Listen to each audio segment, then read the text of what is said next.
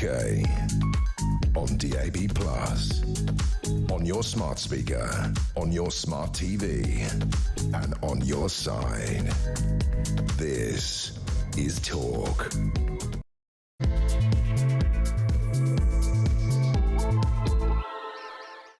A very, very good Monday morning to you. 3 minutes past 10 o'clock is the time. I'm Julia Hartley-Brewer. This is Talk, the home of common sense. And whether you're listening on DAB+ radio or on your smart speaker, watching on YouTube or your connected device, it's great to have you company on yet another quiet Monday news day.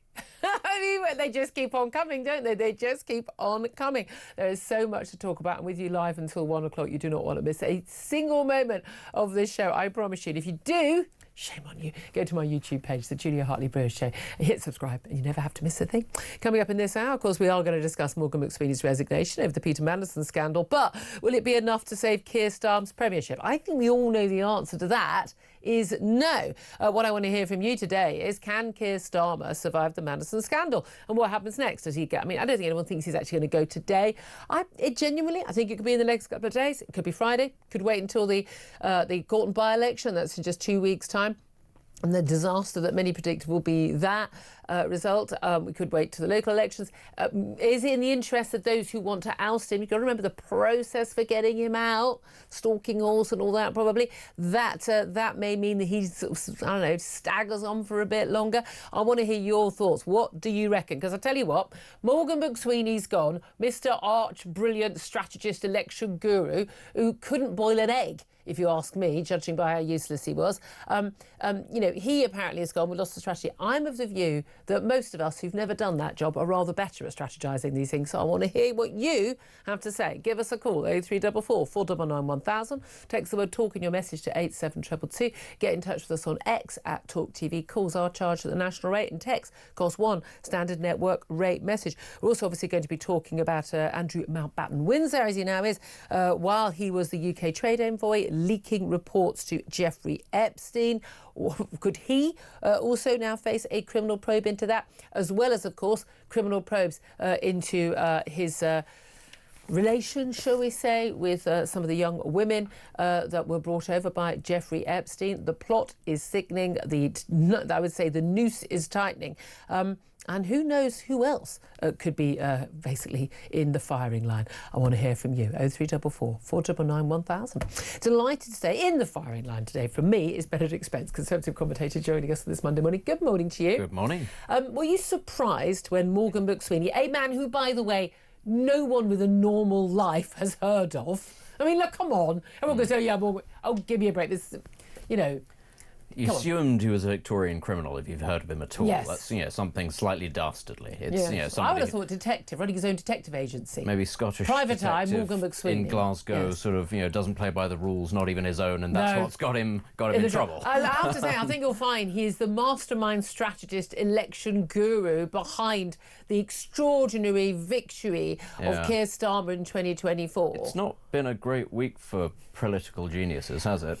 No. These brilliant strategists, they just keep on messing up. It's weird, really badly. isn't it? It's almost as if Protégé of Peter Mandelson. It's almost as if you shouldn't, leak that, brief that to the press that's what people call you. It's not a great idea. But were you surprised that he went? Was I surprised at the timing on a Sunday? Yes and no, because obviously they're trying to do that when it's a quiet day, but at the same time, why do it particularly on that day? Well, it was because after Pat McFadden, a minister close to not just the basically the Prime Minister's most trusted ally in government, probably, certainly not David Lammy. I advise you not to hire Mr. Mandelson, Lord Mandelson. Having gone Lammy. on air saying what a great appointment. Yeah, exactly. But also very close to Morgan McSweeney, and he basically said, he argued there wouldn't be any resignations, and then a few hours later there were. It was weird timing because of the specific day and the time of day that it came out. Yeah. Because on the one hand you're thinking, oh, okay, quiet day, so not everybody's going to be expecting it. But on the other hand, it is right in time for all the headlines on Monday morning. So there's no escaping it. So on the one hand, you can kind of see why a half-wit might think it was a good idea to do it on that day. On the other hand, I think it was literally he probably just reached breaking point. The Prime Minister was putting pressure on him to resign. I think that's fairly clear. And he just decided, okay, he's assuming he doesn't want to lose him, because let's face it, the key thing about Keir Starmer is he's a completely empty he sued. And Morgan McSweeney, via using Prince Mandelson, he is the protege of Mandelson, very close. He was the one pushing for him to be MI6. At the end of the day, though, the Prime Minister admitted at PMQs he did know the information, which he should have known. It was in the public domain. You didn't need to be MI6 you didn't need to be 007 to be able to get information about whether Mandelson was or was not still friends with Jeffrey Epstein and staying in his home after he had been convicted of basically soliciting a 14-year-old for sex. I mean, end of. But and as pointed out by a lot of people, again, the Prime Minister has a teenage daughter, teenage girl around the same age at the time. It's just extraordinary. But it does sound like, it was sort of like, right, OK, you go and we'll see if we can survive. Lots of pressure now on Jonathan Powell, the National Security Advisor. Again, another Mandelson, mate, big two. Basically, it's the Blair government put back together. He's now under fire. You're the National Security Advisor. You would have had the advice to know that it was a national security risk to have a man who was totally compromised, not just from his Russian links, Deripaska, his Chinese links, the money he'd made from the Chinese in his business. Again, they know what they're doing. These these countries, these organisations. The close links with Epstein. Jonathan Powell, if you cared about our national security, would have said, you appoint this guy, I'm resigning. It was a bunch of mates together. Lots of pressure on Mandelson to pay back that £55,000 golden goodbye or give it to charity from when he was ambassador, sacked last September. Again, if you're sacked, what the hell are you getting a golden goodbye? I mean, that's the outrageous thing as well. But here's the thing. Can Keir Starmer survive this? Because it seems to me that in no way does Morgan McSweeney going take the heat off the Prime Minister, because at the end of the day, he had the information. If he didn't have the right information, that's his fault too, because he didn't ask the right questions. He was being a lawyer about it, plausible deniability. Well, it ain't plausible, mate. He made the decision. He's defended that decision for a long time. The criticism was out there. I mean, we were talking about it on air. What a terrible appointment it was. Maybe you should listen to talk more often. On the subject of McSweeney's resignation, I mean, this is the thing that I don't get. If you're a principled Prime Minister, which, Starmer has tried to portray himself, you resign at the top of the scandal. You go, look, the buck stops with me. I'm the guy. I'm going. You don't drag it out. But if you are also then this cutthroat Machiavellian political operator, you don't let your chief of staff, you don't let your top guy resign. You say, no, we're going to be in the bunker until they drag us out screaming. You don't fall on your sword because it might buy you a few days. That's what I've never understood about. And it was the same with Boris Johnson when Dominic Cummings and everybody left. You're just thinking, the second this guy goes, it starts the clock on you. You are going to go. Whether or not you are aware that you're done is beside the point. But you are done. Again, whether or not the fact has actually happened yet, it's still a fait accompli. And that's where we are now. Days, weeks, months, doesn't matter. There's nothing for him to look forward to. No. They're probably going to lose the upcoming by-election, the local elections. Where is the respite? There's the spring statement that apparently the Chancellor won't be giving. No, there'll be a reset in the summer. That'll be reset number 4012. And we all know what happens when there's a reset. Something bad happens with a frontbench minister. But again, the key thing is, either this was the right decision or it was the wrong decision. If it was the right decision, you say no one should go. If it was the wrong decision, he's the one who made it. But also, it was still the wrong decision last Wednesday. Exactly. It was still the wrong decision when the Epstein files came out a weekend ago. And apparently it took McSweeney all this time to do this and then honourably resign. Let's have a little watch and listen, because I think this is fascinating. In 2020, Keir Starmer, when he was still Mr. I'm going to be this amazing, grown up in the room. This is just, in the year that he was elected as Labour leader. Here is the Prime Minister talking about how, when he was head of the Crown Prosecution Service as the Director of Public Prosecutions, how he dealt with his staff. Have a watch and a listen to this. Hear me out. I had 8,000 staff for 5 years as the Director of Public Prosecutions. And I acted, I hope, in the right way with them, which is when they had victories, I celebrated on their behalf. I picked up awards on their behalves. And when they made mistakes, I carried the can. I never turn on my staff, and you should never turn on your staff.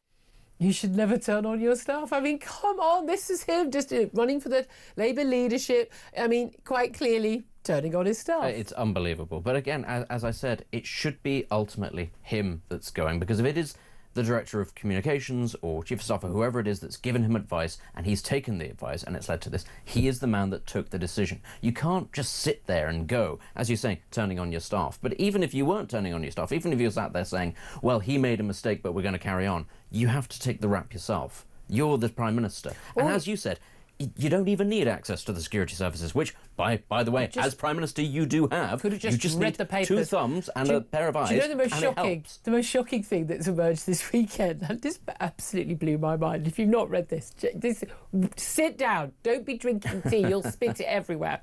When they did the shortlist for who should be the ambassador to the United States, the top diplomatic job of our country. I mean, this is a dream job for anyone. The shortlist was 3 people. Okay, it was Lord Mandelson, with all his skeletons and all his problems. It was George Osborne, so former Tory Chancellor, to be appointed, and the third, I kid you not, Bear Grylls. Because apparently, head of the Scout Association and had a telly programme that was well known in the States. Bear Grylls was genuinely considered to be one of the top 3 candidates for that job. And who would have guessed that? When it comes down to it, it would have been better to have a bloke who drinks his own urine as our ambassador to Washington than the man they actually appointed. You couldn't make this stuff up. I absolutely love it. As well, the Bear Grylls was put on a list with literally the guy whose nickname is the Prince of Darkness and then Satan's little helper underneath. And they thought those two were the guy. I mean, listen, it doesn't say... What that tells you is that they don't think much of Donald Trump, that they were thinking, right, well, we need actual demons. Or the guy who survives in a war zone in the wilderness in Washington. It's not great, is it? But you're right. Your Bear Grylls is going to be sat there at home today going, well, I've come out of this pretty well. You're not laughing at me now, are you? I don't think Bear Grylls sits at home. I think he's hanging from sitting a in a tree. tree. I don't know what he's doing. Look, so the Prime Minister today is going to... I told you, the Prime Minister is going to be making a statement today. It's not a lectern moment. He's going to be at the Parliamentary Labour Party, so a bunch of Labour MPs. I mean, 404 of them are going to be crowded into one of the committee rooms, and he's going to address them tonight. And again, when Tony Blair and people like that, when he had to deal with this sort of stuff, he was really good at it. Keir Starmer is not really good at it. There's a lot of grumblings from not just backbenchers, but also from his own cabinet. Look, David Lammy, he's Deputy Prime Minister, and only because basically we had to get rid of him as Foreign Secretary because he's useless, and we're going to have to appoint him as well. We'll give him the Deputy Prime Minister job to make him not go squealing. He's in the papers this weekend saying, I advise the Prime Minister not to appoint. All these other people, I advise the Prime Minister not to appoint. So he's lost most of his cabinet already. They are just sitting there waiting. Very interesting today, they put out junior minister, former Home Secretary many years ago, Jackie Smith, but a junior minister went out to defend him. And she did her best, to be fair. She's a very, she's a competent minister. But Angela Rayner, former deputy, ousted, desperately trying to get the HMRC investigation over and done on her stamp duty. We've got Wes Streeting, again, another protégé, Peter Mandelson. That's not good for him. Andy Burnham, not yet an MP, trying to get a seat. And Ed Miliband, all basically vying for the top job. Yeah. What a choice, people. Frying pan, fire. I was going to say, it's a bit like, the WWE, the wrestling, when somebody hits somebody from behind with the steel chair. That's what David Lammy did. But it's somehow it's going to be that he hits him with the chair and then ends up hitting himself in the face. That's going to be the Labour leadership contest when it happens. Because, as you say, there are just no good options. And it's going to be everybody trying not to make a gaffe, try not to say too much, try not to spook the bum markets or anything like that. And everybody sat there going, wow, how exciting. Andy Burnham doesn't care about bond markets. It's absolutely... We could just ignore those, apparently. We shall see. But, I mean, the only thing probably keeping the Prime Minister in today, in office, is the fact they haven't agreed on a successor. Yeah. Really, a really competent group of people. They haven't seen any of this coming down the line, that all of us have been saying, this doesn't look good. Genuinely, it's an absolute joke. The thing with the Epstein files is, Trump was talking about this on the campaign trail. Everybody knew this was coming down the line. And for them to sit there and go, Mandelson, won't happen. No skeletons in his closet. Let's put him in place. Well, and again, another man with a lot of skeletons in his closet, Andrew Mountbatten Windsor, artist formerly known as Prince. There's allegations all weekend about him and Russian models, inverted commas, coming. What were they doing? Doing a catwalk, were they? Being invited with Jeffrey Epstein to Buckingham Palace. Some of these rather just creepy emails, and the way that Epstein and Andrew discussing these young women is just repulsive. we've got the police looking into, after Virginia Giuffre's claims, but police looking into claims that the second a woman as well being trafficked to him. The whole thing's horribly seedy. Whether that ends up in any criminal action of any sort, again, people are innocent until proven guilty. He's always denied any wrongdoing. I accept that. But here's the thing. We've now got more leaks from the Epstein files, which look, if they are legitimate, that he, via his staff, leaked confidential documents to Epstein when he was the UK trade envoy. And again, he is in an official role. He was being paid, I think, a couple of $100,000 a year in that role. But he passed confidential reports back in 2010 via his special assistant, reports of what had been discussed on visits to Hong Kong, Singapore, Vietnam and China. I mean, literally within 5 minutes being forwarded to Epstein. He's a traitor. He's a traitor to his then own mother's government at that point. If this is the case, then this is an even bigger scandal than it currently is. And it's already a scandal that's probably going to bring down a prime minister, if we're being honest.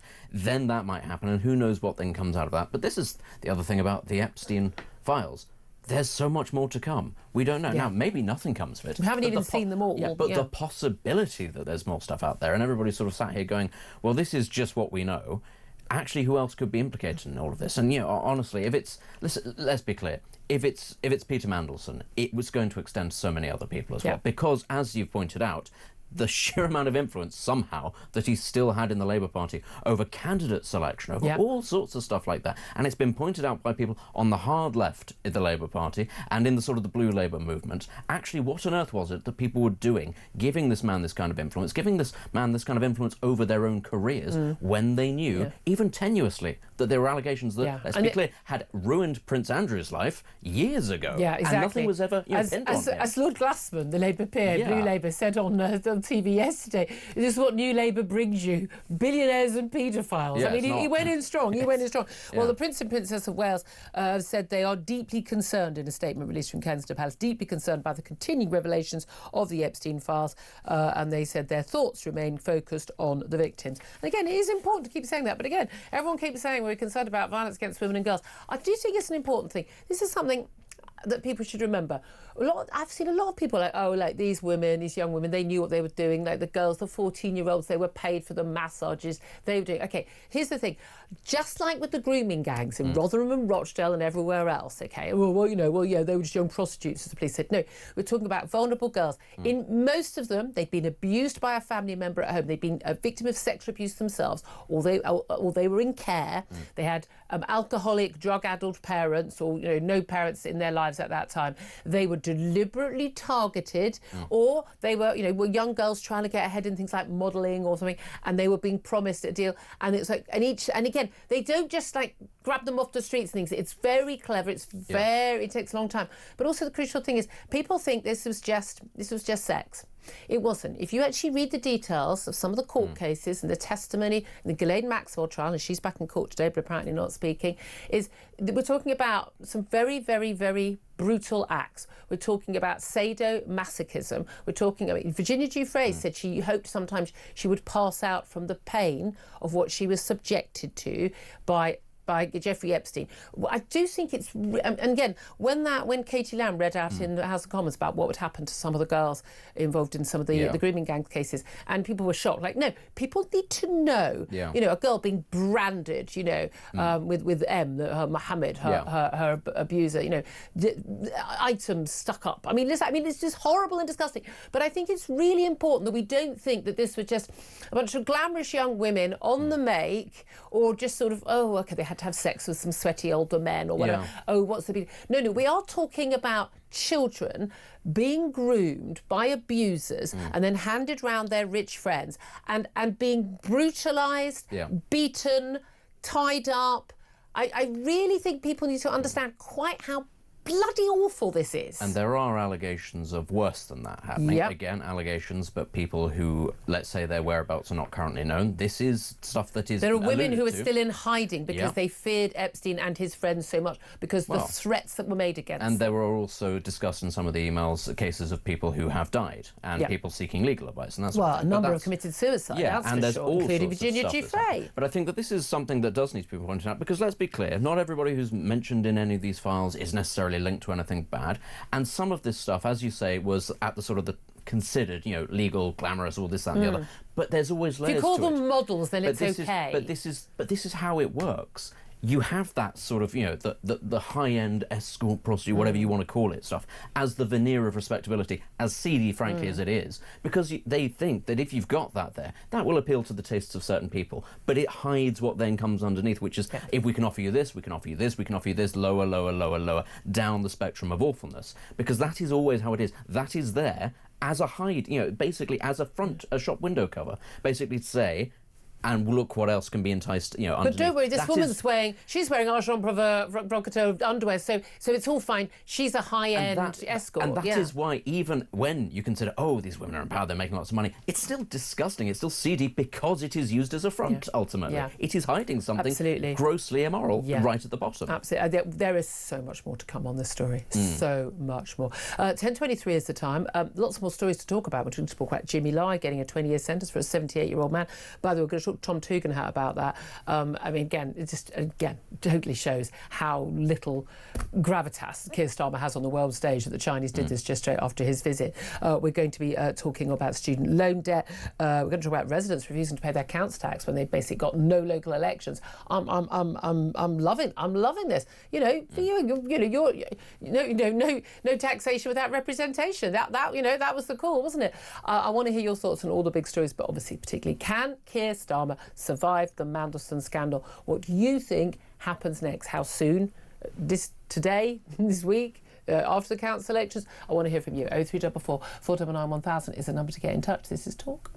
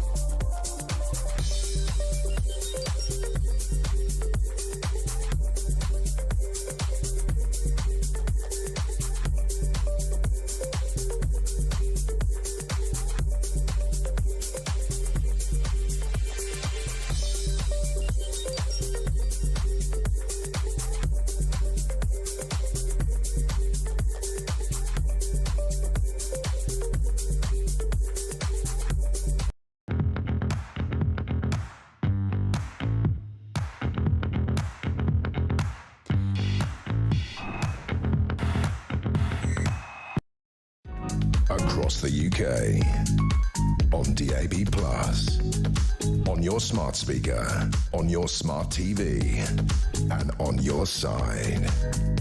This is Talk. This is Talk, the home of common sense, with me, Julia Hartley-Brewer. Lots of common sense from you coming on the phones and on texts and tweets. Can Keir Starmer survive the Mandelson scandal, and what happens next? Peter says get rid of him. He's been a disaster since day one. Tell us something we don't know, Peter. Jesse says Keir Frank Spencer Starmer has done another whoopsie. Resign, man, for the good of what's left of the country.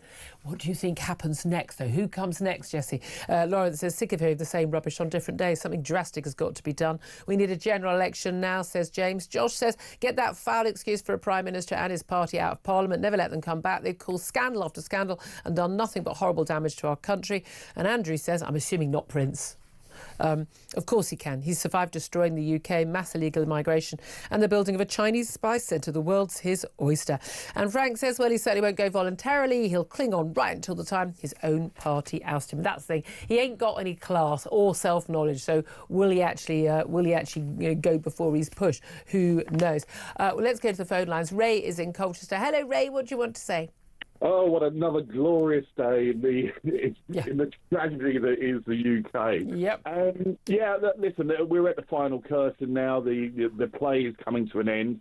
And really, he's got two choices. And fundamentally, he will either announce that he is going, and which will leave all of the minions, and in many ways they're way worse, behind him to scurry around and do what they do to make the deals to take over the poison chalice.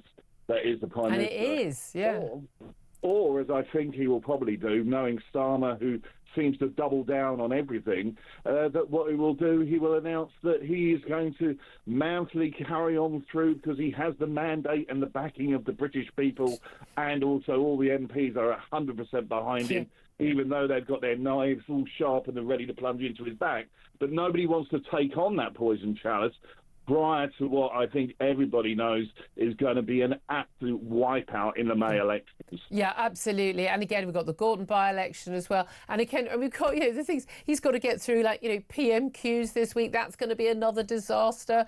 You just sort of think he's just going to keep limping on, doing more and more damage. And at the end of the day, those MPs, those ministers, the cabinet, where are all the cabinet ministers today supporting their man? Just like literally tumbleweed going across Westminster. They're going to be looking at their own seats. You've got to remember, these people have all got mortgages to pay as well. Great, thank you for your call. Appreciate that. Joe, it's a good Monday morning. Georgina's on the line in London. Georgina, do you reckon that Keir Starmer will stay? Well, I think Keir Starmer's in the departure lounge already, Julia, to be honest. Good morning, my Good morning. darling. Do you think Good he morning, knows? Benedict. Do you think he knows it? Absolutely, he knows. He's probably sweating. He's sweating at the moment. He knows what's coming, and he knows there's no getting away from it, Julia. Morgan McSweeney's resignation came as no shock to me. Personally, McSweeney had two choices. The first one to fall on his sword, but we know that he was advised to resign as the Labour Party thinks that this will appease the electorate and save Starmer's job. The second choice was to get sacked, lose his face, lose his pensions, and never be heard from again. McSweeney's resignation, in my opinion, hasn't helped Starmer's cause. In fact, it will have the opposite effect by leaving Starmer now totally exposed to ridicule with no one in which he can deflect the blame. But I think, knowing Starmer's narcissistic tendencies, Julia, that he would rather call for a general election rather than hand his premiership over to anyone else in his party. You really think he would rather basically take everyone down? I think he will take everyone down with him. That is his tendency. McSweeney, in his resignation statement, stated that the appointment of Mandelson was wrong, but he didn't clarify further. And we know that McSweeney was close to Mandelson. In fact, he was Mandelson's protege. I do think that this is something that needs to be investigated more thoroughly, as we need more transparency as to the motives for appointing Mandelson in the first instance. Exactly. I couldn't agree with you more, Georgina. Thanks very much. You pointed out, that's the thing. When Morgan McSweeney says the decision to appoint Peter Mandelson was wrong. Well, but who made that decision? Well, it wasn't you ultimately. And also, even it's like, I was badly advised. But if you appoint someone as your advisor, and they badly advise you, that's also on you. But of course, as we heard from Keir Starmer, he never turns on his staff. I carried the can. I never turn on my staff. You should never turn on your staff. That's what he said when he was running for the Labour leadership in 2020. Turns out he will absolutely turn on his staff. I agree with Georgina. I think he is such a narcissist, Benedict, that he could just I'll take you all down with me. Do you know what? That would be the best thing he'd done for the country if he were to do that, to actually give the public the say rather than leave it in the hands of Labour members, which is currently what we're going to get. And as we're all alluding to, he's a rubbish Prime Minister. He shouldn't be Prime Minister. That's not to say that what comes next, if the Labour Party gives it to us, will be any better. Prime Minister Ed Miliband. I'm just going to say those words to you. 10:32 is the time. Up next, take a quick break. Then we're going to be talking to Labour peer Lord Fuchs to find out whether he thinks that Manson, well, he's already gone, that Keir Starmer can survive. This is Talk.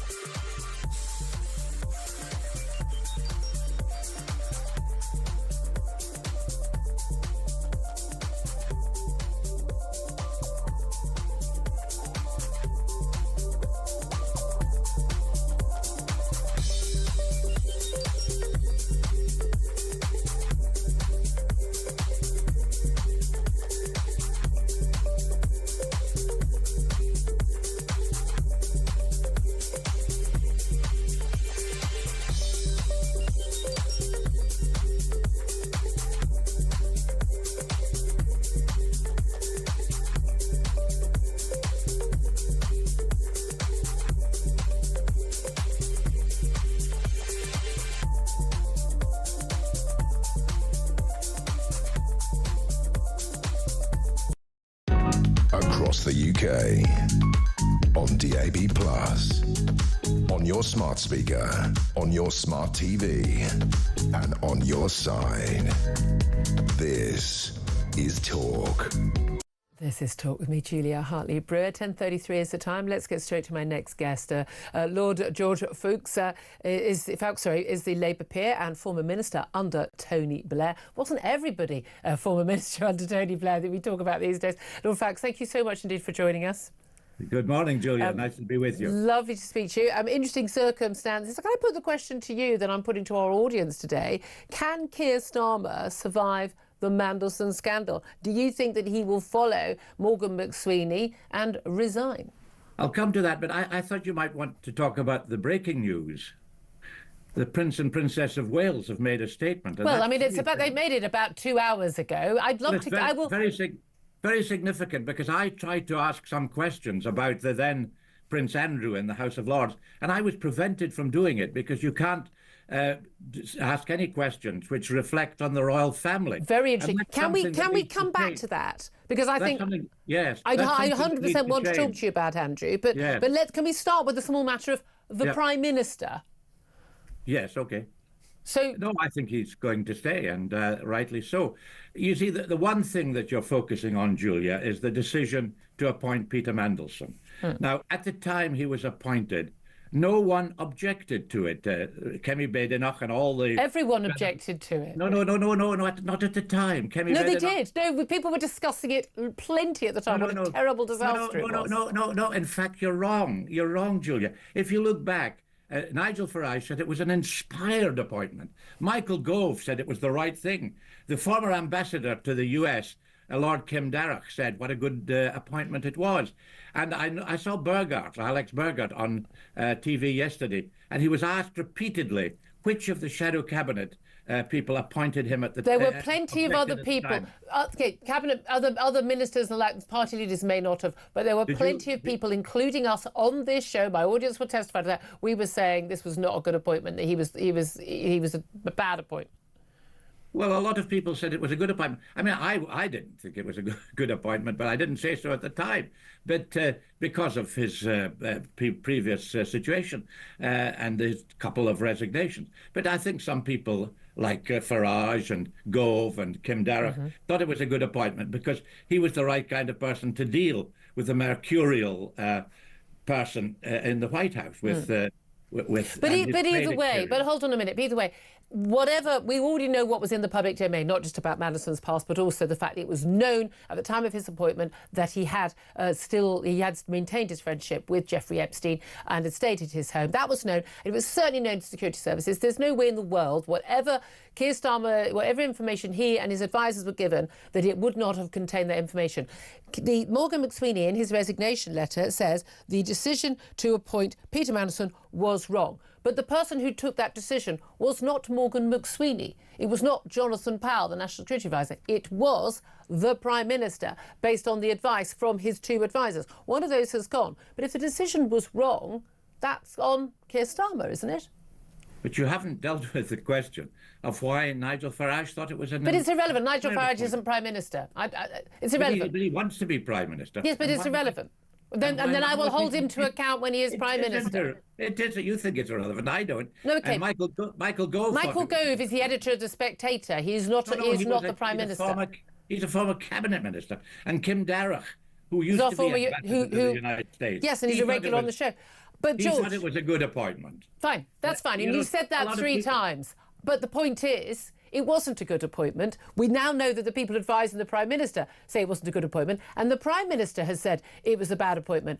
Why does Morgan McSweeney have to resign, if it's a resigning matter, but not the man who made the actual decision? I don't know why Morgan McSweeney had to resign. Maybe it's because you keep putting pressure on him, just as you're trying to put pressure on the Prime Minister to resign. I think he's doing a very good job. He's very well thought of around the world by world leaders. He's implemented 2/3 of the manifesto of the Labour Party. I think he's doing an excellent job. Well, you say he's doing an excellent job. Why then is he the most unpopular Prime Minister in living memory in the polls? Why are so many Labour backbenchers saying, we're not sure we want to keep you? Why is he likely to face losing a by-election? Why is he facing, we're told, according to the polls, voters have to make their own minds up, losing the local elections, the Welsh Senate elections and the Scottish Parliament elections in May? Why, if he's really good at what he's doing and he's so good and so popular, why are all those things true? Well, what, do you know we're going to lose the by-election? Do you know that? I don't know. I don't know, but there seems to be the expectation from many in the party. No, not at all. No, Keir Starmer is going to talk to the Parliamentary Labour Party at 6 o'clock today. As far as I know it, only a handful of MPs have come out publicly and said he should go. The vast majority recognise that he won the last election. He's got a mandate until the next election, and he should get on with the job. And I think they'll be saying that.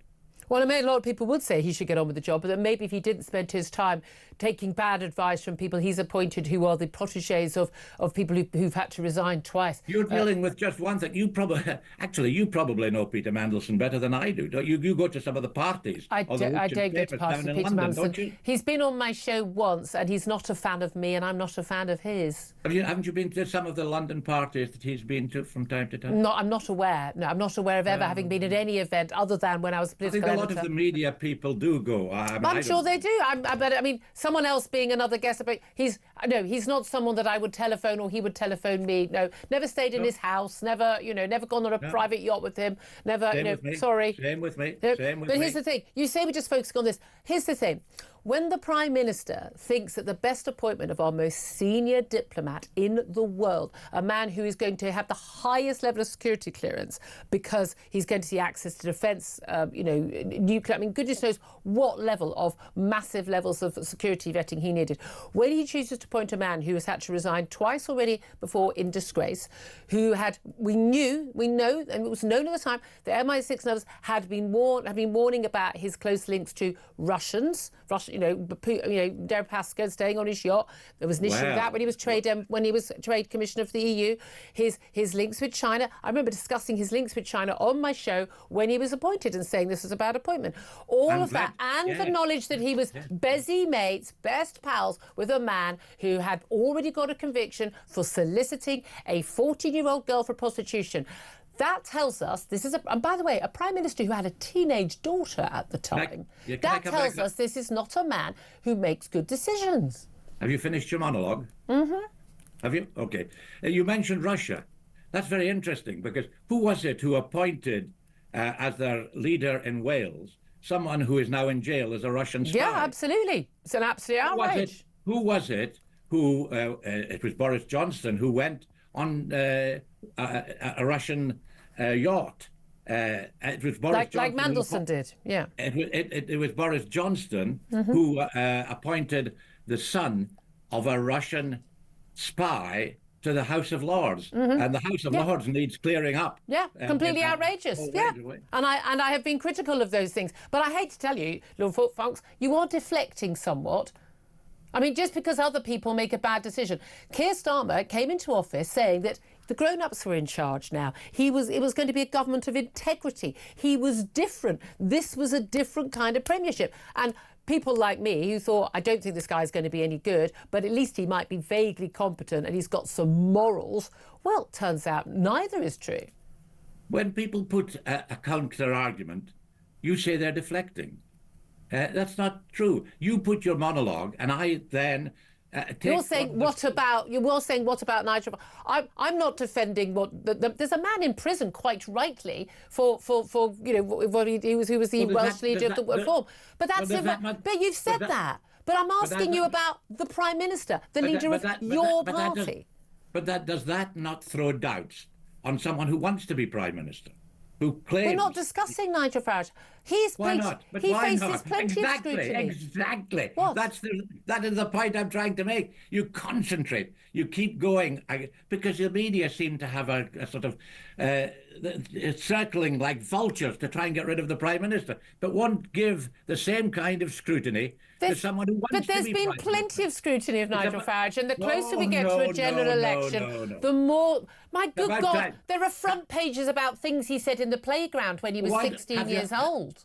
Of course there's scrutiny of Nigel Farage. The point is, Nigel Farage is not currently the Prime Minister of this country. He wants to be Prime Minister. And yes, but he is not currently the Prime Minister of this Julia, country. Can I interrupt again? You grilled of your monologues, don't you? Now, why have you had him on your programme to put some of these serious questions to him? You haven't, have you? Nigel Farage. He's not been on lately, no, but I absolutely he doesn't would. go on any programme. But I can. He goes on plenty of programmes. He answers plenty of questions. No, People are not subject him to focused on scrutiny. that because he's not the Prime Minister. But he wants currently. to be Prime Minister. And if you have your way, he may be Prime Minister. What do you mean I have my way? I have no preference on who becomes the next Prime Minister. I have no party allegiance whatsoever. I just want someone to run the country, be any good. And I'm still in two minds about who that may be. Well, I think Keir Starmer is doing a very good job. You think a man who made the appointment of Maud Mandelson and that role is doing a good job? One decision. That's one decision. What about the U-turns? What about the U-turns? 13 U-turns? For which he has apologised. 13 U-turns. He's apologised. 13 U-turns. You call them U-turns. What I say they are is listening to the views of his members of Parliament and the public and altering. Just as I was against the original decision on winter fuel allowance. I made representations, as did many others. But why didn't he listen to them before he made the decisions? Because the decision was made. People were unhappy about it. No, that's not how you govern. Most of the decisions he had a U-turn on have not actually been, they've not mandated in his government manifesto. These were decisions taken by the boys in number 10, and then they're shocked that they're really unpopular with the public and with Labour backbenchers. He's had to backtrack on virtually everything he's tried to do because the truth is he doesn't really believe in anything, does he? No, you've just... propounded another myth, another untruth about the boys in number 10, who are now the two joint chiefs of staff. Two women. 10. Well, they're appointed. They're acting. They're acting gender, chiefs of staff. What gender are they? They've been deputy chiefs of staff. They've been there. They've done a great job. Joint chiefs of staff. What gender are they, Julia? What gender? I already said they're women. Exactly. Oh well, so well done him. But why do you go on about... I couldn't care less. Yes, you do. You went on about the they boys. They are largely, as all governments have always been, they are largely boys in number 10. I'm talking about boys, meaning his little coterie of advisors. The guys, the boys, including women. They're girls. They're boys, even if they're girls. I see. Guy, you use the term guy. Oh, for goodness sake. You know perfectly well. Yeah, what I love about this, George Fox, I love that you're coming out to defend the Prime Minister, but what is fascinating is your defence is constantly, but look over here, as opposed to the decisions he made. But also, why are Cabinet Ministers not coming out and defending him? Why do they have to send out a junior minister in Jackie Smith to defend the Prime Minister today?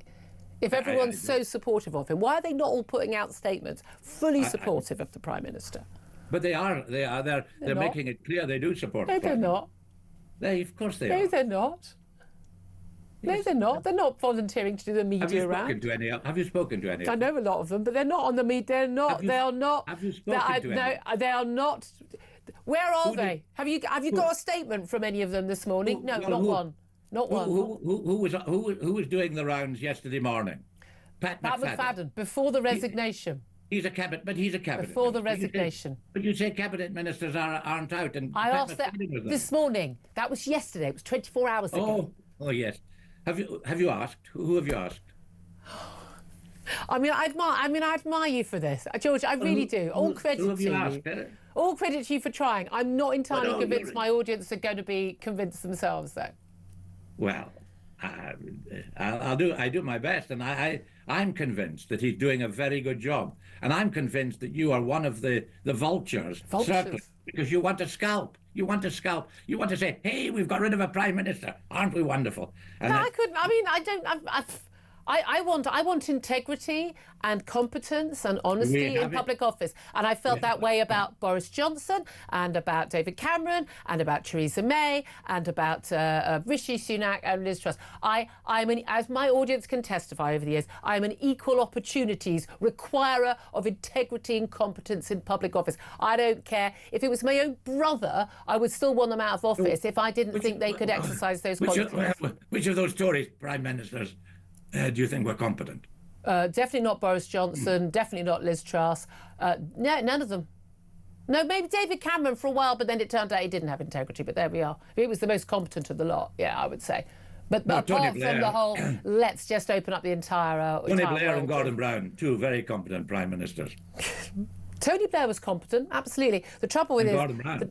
No, I don't think Gordon Brown was. I don't think he was competent. I think the evidence is pretty clear on that from the public as well. Right, we're going to have to leave it there because we're way over time. But I mean, all credit to you making the effort though on that, George. Lord Foulkes, Labour peer, former minister under Tony Blair, chuckling away through that. Benedict Spence. That was magnificent. He's more evasive than me when I found myself at a party with Peter Mandelson. I mean, that was incredible. But I mean, yeah, he put up a good fight. But I think it didn't really convince anybody. I mean, it's nice to know that somebody still thinks the Prime Minister is doing a good job. I think I did go to a party Lord Mandelson had when he was Northern Ireland Secretary, but you went to those parties because they were government ministers and you were a political editor. Yeah, I don't actually, I can't remember the last time I was at, I think it was at one, and Grayson Perry was there as well. Was it a good party this weekend? What did you go up to this weekend? I did have a party this weekend. We're all recovering. 10:49 is the time. We're going to take a break. We're going to talk about what the hell, in fact, annoyingly, we got sidetracked. We didn't get on to the issues with Andrew, which George Foulkes did want to talk about, but we are going to talk about Andrew up next with Dickie Arbiter, the former press secretary to the late Queen. This is Talk.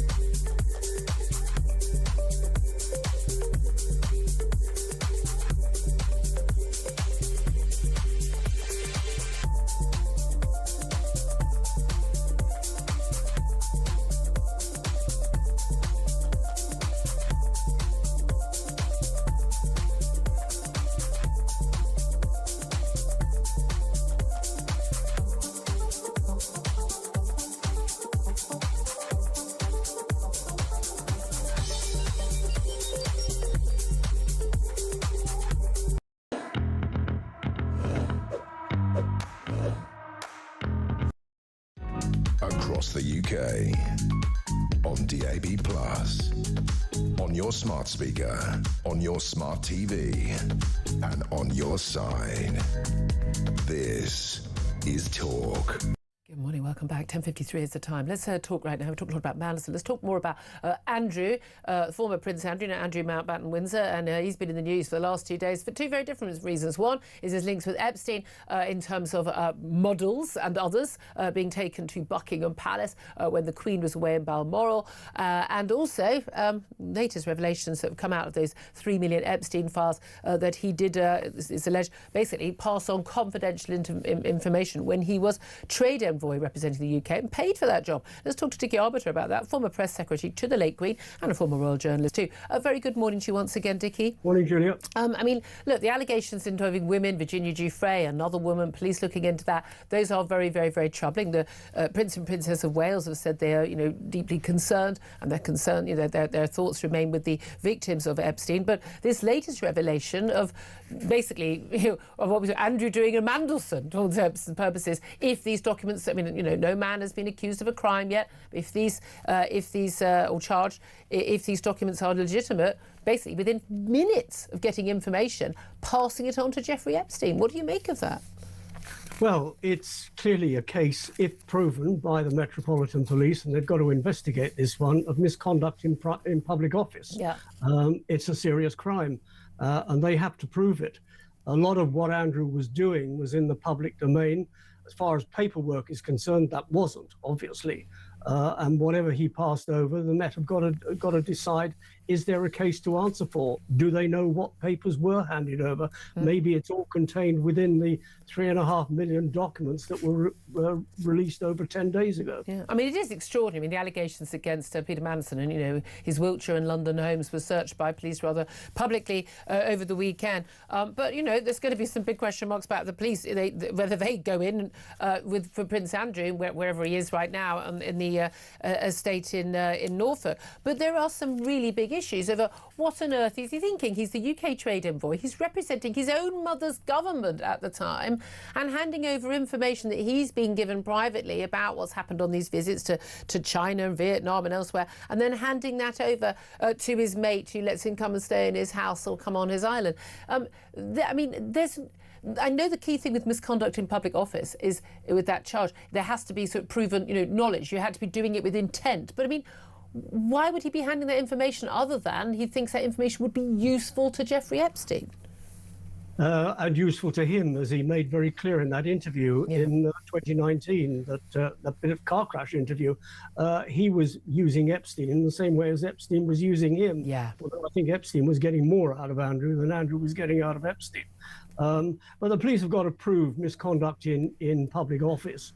Whether they go in boots and all the same way as they did with Mandelson over the weekend remains to be seen. A lot of Andrew's stuff, some of it is in Norfolk, some of it is in Royal Lodge, Windsor, and some of it probably is in the vaults of Buckingham Palace. So the police have got to decide, is there a case to answer for? Are they going to investigate, and how are they going to do it? But the thing about this is, and it's interesting, my last guest, Lord Fowkes, was saying it when he, as a peer, when he tried to raise concerns about Andrew in the Lords, he was told, no, you're in the Lords, you're not allowed to raise any issues about the royal family, which is an outrage, that they shouldn't. But the key thing is, when there were these allegations from Virginia Giuffre, credible allegations, it went to a court case, a civil case, he settled for about 10 million quid, partly paid for by the Queen, as we've discussed many times before, the late Queen, the police at no point ever bothered to interview Andrew. Now, given that people get interviewed over writing a tweet that someone doesn't like, misgendering someone, as it's claimed, but the police didn't think it was worth their time to go and interview a man about the allegation that he had sex with a 17-year-old who'd been trafficked by a convicted paedophile, is a bit staggering, let's be honest. It is staggering, a legitimate question, Julia, and you're absolutely right. By convention, politicians don't discuss the royal family in the House of Commons.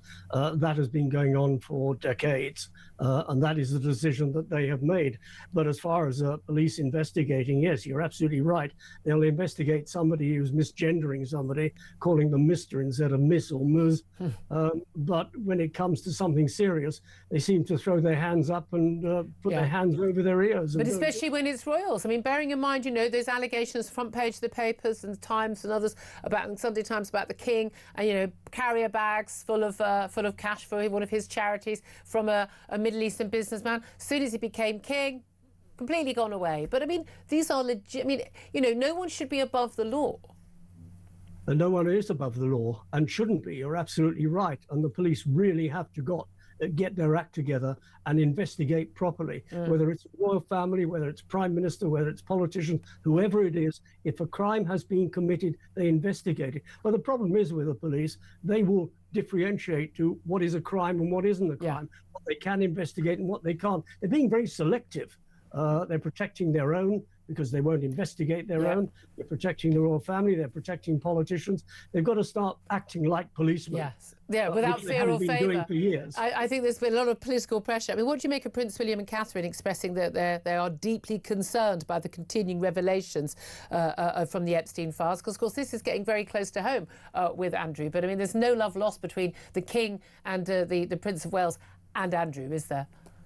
No, it's been getting close to the royal family for years now. And the fact that William and Catherine have expressed their concern is a step in the right direction. Now we need to hear more from the King and other members of the royal family. Probably the King will nail it as far as the royal family is concerned. But the fact that William and Catherine have come out with something is going to prompt the King to do something. Yeah, indeed. He's not out and about today. Actually, and Prince William is off to Saudi Arabia later this evening. I imagine all public events, they are going to be asked about this now. It's not going to go away. Dick Arbiter, thank you so much for joining us, former press secretary to the late Queen.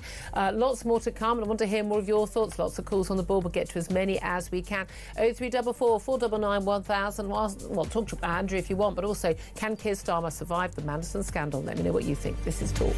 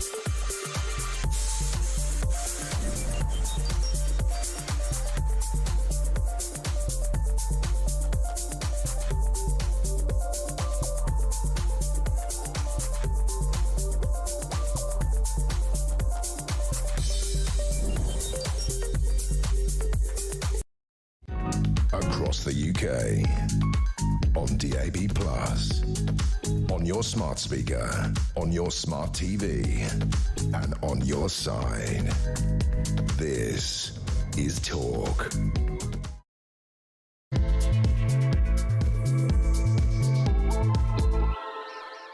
Well, good morning to you. Welcome back to the show. 3 minutes past 11 is the time. This is Talk, the home of common sense, with me, Julia Hartley-Brewer. And we have breaking news for you. We've just been talking about, of course, Morgan McSweeney, the Chief of Staff, the second one to go for the Prime Minister. His resignation yesterday of the Peter Manderson scandal. We've now had another resignation from number 10. And it's only 11 in the morning. Keir Starmer's Director of Communications, Tim Allen, has now also resigned, issuing a statement saying, "I've decided to stand down to allow a new number 10 team to be built. I wish the PM and his team every success." Well, bear in mind that Tim Allen was another one of those people who worked very closely with Peter Manderson before Tony Blair got into office. He was working hand in glove with Alistair Campbell back in sort of 95, 96, 97 years to get Tony Blair into office, and then went off and made frankly, shed loads of cash as a lobbyist to the government that he'd helped get elected. Very sharp guy, very clued in, very well connected. And Tim Allen has gone. He was brought in only very recently, of course, to deal with all the fallout of all the other resignations we've seen. The question I'm putting to you today, I think it's become even more urgent. Can Keir Starmer survive the Mandelson scandal? What happens next? Well, we've already had a second resignation. At this point, it is perfectly likely that Keir Starmer will be gone by the end of the week, in a few days. Who knows? By today, will he make it as far as the 6 o'clock meeting he's got with backbench Labour MPs? Where are all those cabinet ministers? Where are they all? I mean, can you literally silence? That is the sound of all those cabinet ministers coming out to bat for the Prime Minister, insisting he must stay on. He's got the mandate from the British people. But no, they are not out there. Junior Minister Jackie Smith was out doing the rounds today, and she made a valiant effort. We just had George Fawkes on. There's a few making a valiant effort, but realistically, does he last? Is he even going to wait until the next by-election in 2 weeks' time? Is he going to wait till after the local elections? Is that what the people who are vying for his job want him to do? Do they want it to wait longer? Are we going to wait for some more Epstein revelations? They are coming thick and fast, not just about what's going on in government, but of course also for Palace as well, with the latest revelations today about Andrew, the former prince.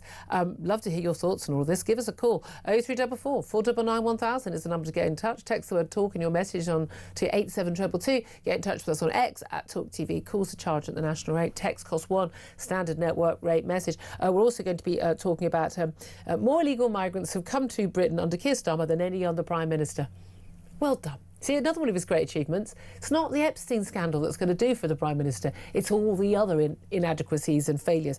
Also, we're going to be talking about the Briton Jimmy Lai, who's been jailed for 20 years in Hong Kong. He's 78 years old. It's a death sentence. He's going to die behind bars.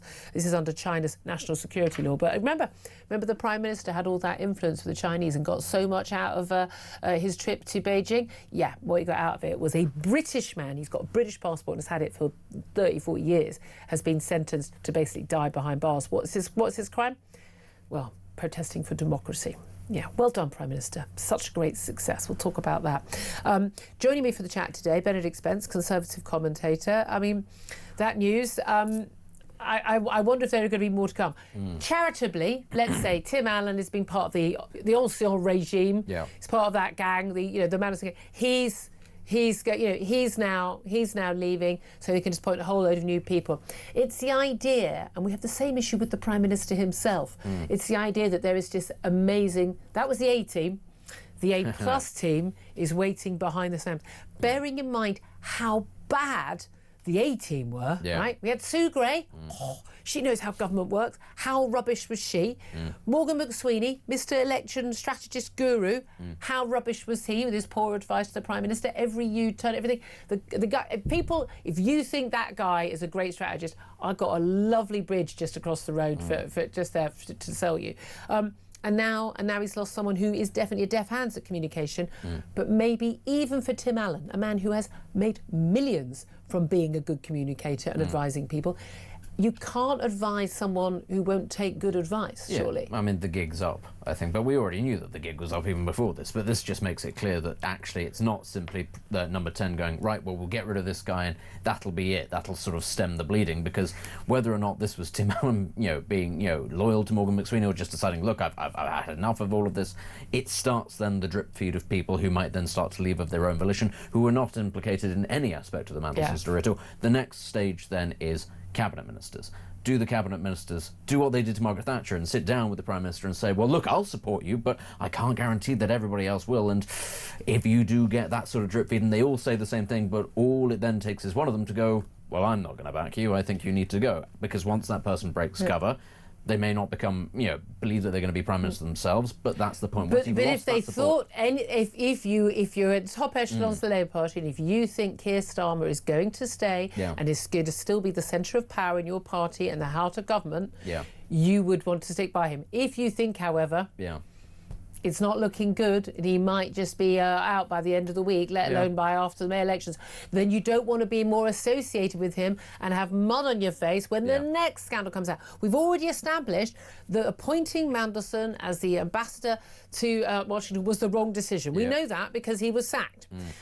we knew from PMQs last week. Remember, we all had that sort of gasp, like, oh, when Hemi Begner asked him, did you know, but when you made the appointment, that he was continued his friendship with Jeffrey Epstein? And yes, I did, he said. That was the moment when, whoa, whoa, whoa. So then he's blamed his advice, he blamed the security vetting. They're going to have, the processology has started, they're going to reassess the vetting. There's no way in the world that MI5, MI6, whoever it was doing the vetting, didn't give them all the information. Yeah, that's their job, it's what they do. So is it the National Security Advisor, Jonathan Powell, who has to go next? We've lost the Director of Communications, lost the Chief of Staff. At that point, everyone the Prime Minister has appointed is saying it was the wrong decision to make that decision. But he's the one who made the decision. Yeah, and this is always the staggering thing when it comes to this beginning of the end, this drip feed process. You're going to go either way. We all know he's going to go. Yeah. So why not just go? And also, whether it's today, this week, after the Gorton by-election, after the local elections, no one sane. Yeah. I mean, I don't know what miracle would have to happen, because I can see no good news coming down the line. We're not going to have an economic miracle and everything's suddenly going to be hunky-dory. We've all got an extra 10 grand in our bank accounts. That's not going to happen. So I don't know what they're waiting for. It's going to be just as bad, is it not? But here's the thing. Let me just play the clip. And I played it earlier, and I just do think this is relevant. This is a man we know as Keir Starmer. When he was not Prime Minister, he was running for the leadership of the Labour Party. Very different person. Who knew who he was? Who knew he was when he became Prime Minister? Who knew this was January 2020. And this is what he had to say when he's on stage and he's asked about stuff. I think this was in relation, to Boris Johnson turning on his stuff. But this is what he had to say. Hear me out. I had 8,000 staff for 5 years as the Director of Public Prosecutions. And I acted, I hope, in the right way with them, which is when they had victories, I celebrated on their behalf. I picked up awards on their behalves. And when they made mistakes, I carried the can. I never turn on my staff, and you should never turn on your staff. You never turn on your staff, but it would have been he had. Now, we don't know the circumstances in which Tim Allen's left. I don't think there's any pressure for Tim Allen to go. But there's an argument there where you'd be going, please don't go. It's going to look really bad if you go. So why has he chosen to go now? Yeah, and the thing is, I imagine it's because he's decided that the jig is up and that it's best for him just to get the hell out. Yeah, basically to go before but the entire edifice sort of comes crashing down. Look, this is not somebody who sort of desperately needs this job or anything like that. No. They can just decide, oh, look, this isn't working, it's not for me, I came in, I want to try and turn things around and I can't. Well, exactly. Tell you what's really interesting, of course, we've already seen, the fallout from all of this is just extraordinary. We're likely to get a new Prime Minister as a result. This is the last thing. We've got Mandelson having the police searching his home in Wiltshire and his home in London. He, of course, has denied any wrongdoing. But he's facing urge to, pay back the £55,000 golden goodbye he got when he was sacked. I don't know why people are getting golden goodbyes when they get sacked for the job. OK, there's no one's accusing him of misconduct as US ambassador. But my thing is, if the Prime Minister thinks that money shouldn't be paid, well, you should pay us back that money, mate, because you're the one who pointed him to the job. And he says Madison lied to him. If you lie to someone to get a job, you don't get a payoff. It's gross misconduct. You don't get a payoff. So why the hell is my tax money and your tax money being used to pay this guy off? And by the way, he doesn't need the money. We've got Jonathan Powell, the National Security Advisor. He's also under fire as well. Again, another one of that Blair coterie.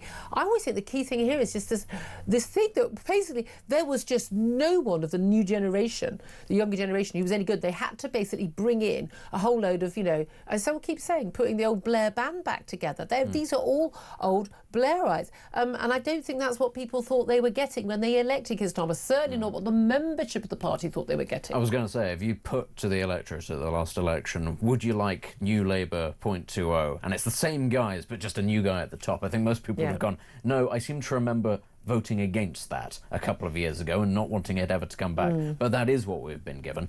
But I think it speaks simply to the lack of talent in the Labour Party in general. And this is not something that is specific to the Labour Party. We saw this with the Tories in the dying days of the last government. Actually, both political parties major political parties have been hollowed out. They've replaced, once upon a time we did actually have quite a, good coterie of competent people, even if, they didn't always work out. You could disagree with someone, but you could think they were intellectually, This is not me capable. being sort of morose for the sake of it. There has been noticeably a lowering of the standards of the sort of people we have in politics, and the Labour Party is as as big a symbol of that as the Tories were. So this is why you then have to end up bringing those people back. But the problem is, those are already people who have lost elections in the past. They might have won them, but they've also lost them, and you have to ask yourself, why? OK, here's the thing for the Labour Party. Who's the better bet, though? Do you want to keep Keir Starmer limping on and take the heat for the by-elections and local elections, Scottish elections, Welsh elections? Or you're thinking, maybe we could do better if we change sooner? The problem is the process for electing a new Labour leader is very lengthy, so they're unlikely to be in place. There's talk about at the weekend maybe some sort of caretaker person put in. Now we've not really. There's one thing a Prime Minister staying in office after they have resigned, waiting for the next person. You have they've resigned from the leadership, but they are still the Prime Minister. I'm not sure whether there's a mandate for that. And you've got the likes of your Angela Rayner's who, when like Boris Johnson steps down, say, well, he got the mandate. There's no mandate for the next person. There needs to be an election. There will be a lot of pressure because their words are going to come back and splat them in the face for whoever gets the leadership of the party. In fact, it's interesting. We've already moved on to that now. We're already here's Karma's toast. We're moving on to hold an election, which they will not want to do given where they are in the polls. Leadership contenders on manoeuvres. Angela Rayner. Getting your hair done, putting it on Insta. Angela Rayner, this is embarrassing. Please stop acting like you're an influencer living in Dubai. It's just not a good look. But she's got this HMRC investigation over not paying stamp duty there. That is dragging its feet. She obviously wants that to get done with so she can run for an election. We've got Wes Streeting.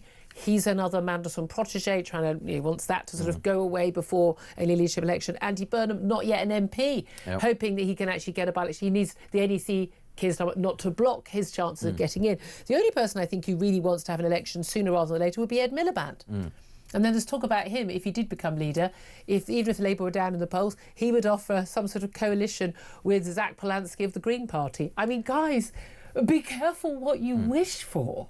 If I were Keir Starmer, what I'd do is I would offer to resign my seat and let Andy Burnham stand in it. If all of the other cabinet ministers who all want his job said, it's time to go, Prime Minister, I'd be sat there going, all right, this is what I'm going to do right at the tail end. Let's see what you do about that. Obviously, it's not going to happen, but that would be the... He should stand up and give a speech and go, look at this bunch of losers. I'm rubbish, but they're even worse than me. But you know what? That's what really bothers me, because we are a great country. I know we spend a lot of time saying things are going wrong. The reason why so many of us on this show and so many presenters and so many of our audience are when we say, the country's going to the dogs, it's because we know what a great country we have been and what we are underneath and what we could be in the future. And we are so frustrated with politicians who have failed us again and again and again and again and not done the bidding of the British people. If they actually done what they said they would do, we would be in a good state. And there's that thing where we've got this bunch of sort of, pygmies trying to lead giants, we are a nation that could be great again. This lot, none of this lot are going to do that. It's all fixable.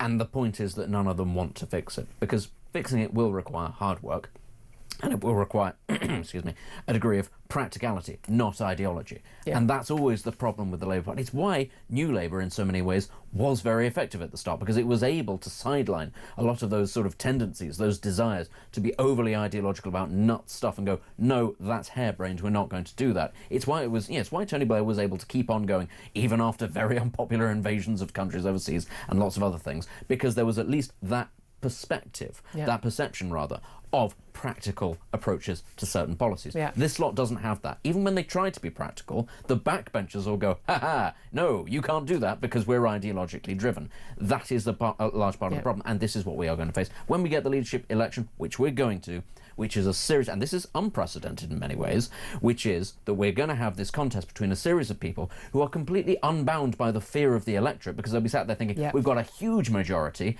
we're not doing very well in the polls, now is the time to double down on being as left-wing as possible, because that's what we've convinced ourselves everybody wants. Bond markets, they don't exist. And if we only get one term, then we may as well let's go out in a blaze of glory. Exactly. This is going to be This is going to be a rip-roaring week. It really is. I want to hear your thoughts. Yeah, give us. Yeah, seriously. Yeah. And again, hers was about her preparation for the public. That it was genuinely a communications issue rather than anything else. Can Keir Starmer survive the Manderson scandal? What happens next? He's now lost 2 members of staff over this. He could lose the third. Could lose Jonathan Powell as well. I mean, how many new members of the team is he going to have? Also, let's talk about Prince Andrew again. As was Prince Andrew leaking confidential trade envoy documents to Epstein, according to the Epstein files. If these are genuine, there's no reason to think they are not. But of course, I'm sure he would deny any wrongdoing. But he could now face a proper criminal probe. Given that the Met Police, in their infinite wisdom, while they have time to bother people for supposedly misgendering people, i.e. using the correct language of people who claim to be the opposite sex of what they are. And tweets which they think are hurty, but apparently didn't think it was worth their while to actually go and interview the prince over the allegation, a very serious allegation, that he had sex with a 17-year-old, okay, not below the age of consent, but at 17-year-old Virginia Giuffre, when she was trafficked by Jeffrey Epstein. And from what we can gather from their exchanges and their messages, let's be honest, everyone dealing with with Jeffrey Epstein would have known that these girls were being trafficked. Oh, I think that was quite clear. That is, of course, brought a girl for you. It's the horrendous nature of all of this, and it's the same actually. There is a sort of a replication, a comparison rather, that you can make with the grooming gangs, which is that at so many stages of all of this, people know, and they just sort of accept it. They just sort of go, oh well, what are you going to do? That's what happens. You described it earlier, the way that people were just sort of described as prostitutes or on the make, and it's the mind-bendingness of going, no, we're talking about children or even adults who are very vulnerable. None of this is good, and having it sort of put out there as sort of, well, it was glamorous parties, very glamorous people, and it's the facade. And the girls are smiling. Exactly. Oh, they're very glamorous, sort of 6-foot Russian models or whatever. So that's okay. And you're just thinking, how did they get from A to B? Who else is there? These are the ones that we're allowed to see because this was what was projected. What else is underneath the surface? As I said yesterday, I wrote in my Sun column, you've got girls being ferried from in mini cabs to be raped above a kebab shop in Rochdale, and you've got girls being ferried by private jet to a Caribbean island to be raped, by a billionaire. But you know what? And I say, I likened it to Julia Roberts playing Vivian, the streetwalking prostitute in Pretty Woman, and Richard Gere's character says, I'm gonna put you up in this beautiful apartment and gonna give you spending money. And she went, hey, that's just geography. I'm getting you off the streets. That's just geography. It's the same crime. It's just a more glamorous version of the same crime. And the thing is, it does happen all over the world. And this is partly why I think it was sort of accepted. Because rich and powerful circles around the world engage in this sort of activity.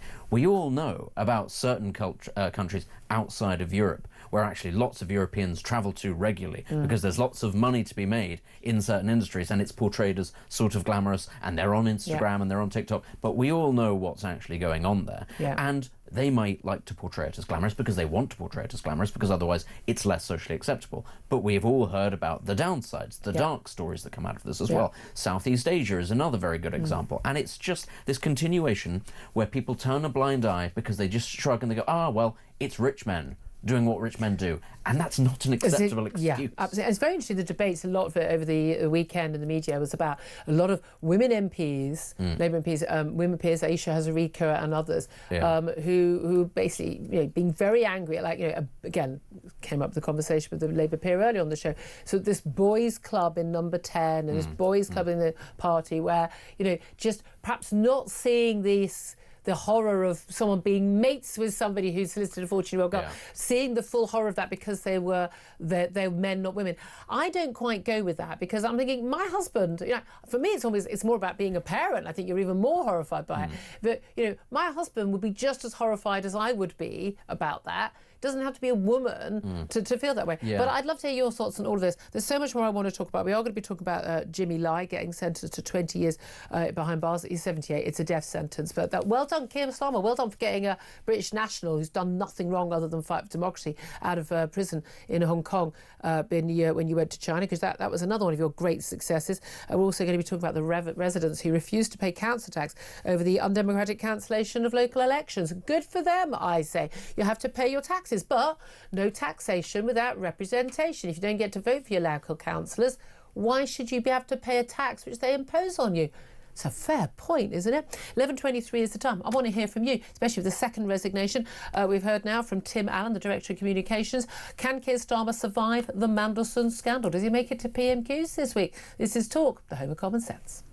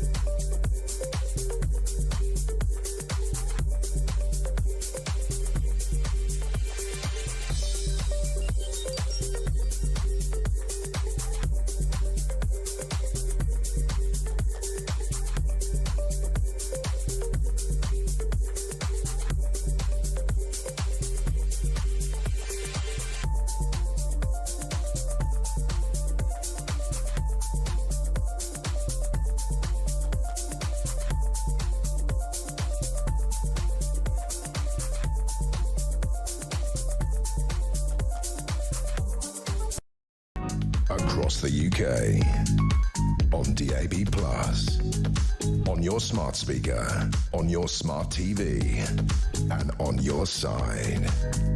This is Talk. Good morning. Welcome back to the show. 11:26 is the time.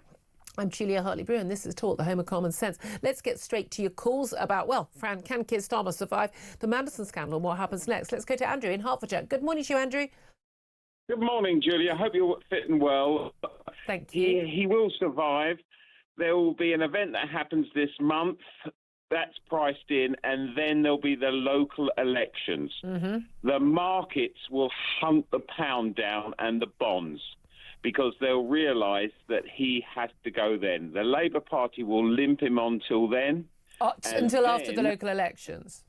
And then the country will have to go to an election. Hold on a minute. See, you and the markets will tank. The bond markets will, put up interest. And do you think they'll do that? Why? Because they'll have to, because all of their funding and plans will mean huge taxes. So they will, in effect, be a busted flush. Okay, right. Because I was going to say whether it's if they think there's a prospect of, for instance, any of the candidates who want to run for election, they're going to be wanting to splash the cash, and you got your Andy Burnhams, your Ed Miliband's have no, it would appear, understanding of how we actually borrow money to fund everything in this country, and the markets would be going, this is going to go horribly wrong.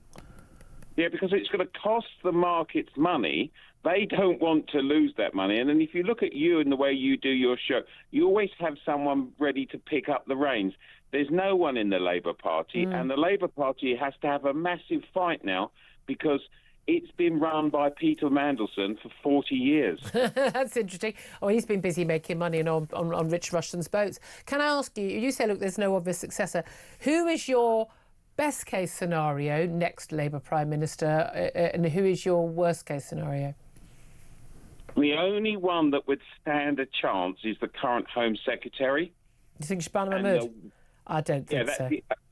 I'm always amazed that people go, I think she's not tried and tested enough yet. No, we all agree on that point, but I'm saying the best case is if they plumbed for her. Best case, I can't think of anybody that would be better. The worst case, 100% would be Lammy. Lammy? Got what? Lammy worse than Ed Miliband?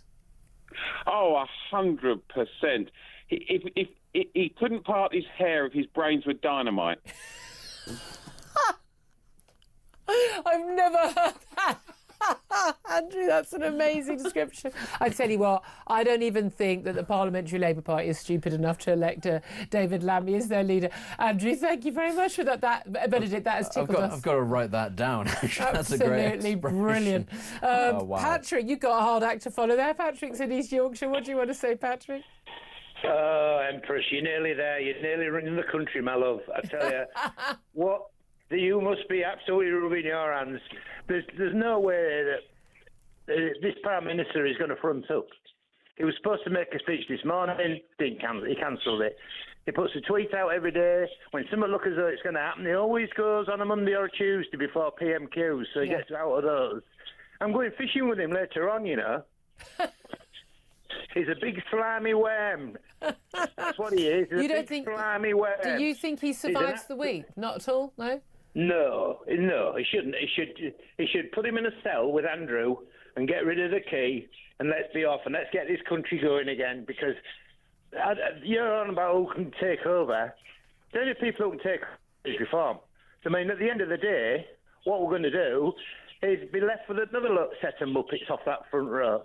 We can't have crying Reeves, can we? We can't have tax dodger. Lammy can't do masterman. Who the hell are we going to have? Yeah, I mean, that's the thing. It's not a great, sort of kind of riches for us, is it? Patrick, thank you very much indeed. Can for your messages as well. Paul says about Keir Starmer, the only thing keeping him afloat is the lack of any replacement with any credibility, as opposed to the gents were making. With any credibility, intellectual acumen or any basic understanding of working class people. Labour are bleeding out in the gutter.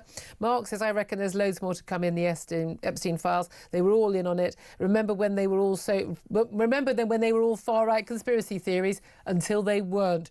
Shirley says, I hope not. We want him and his cronies gone. Rory says, who cares? Different sock puppets on the same old hands. Wake up to how power works. Well, there we are then.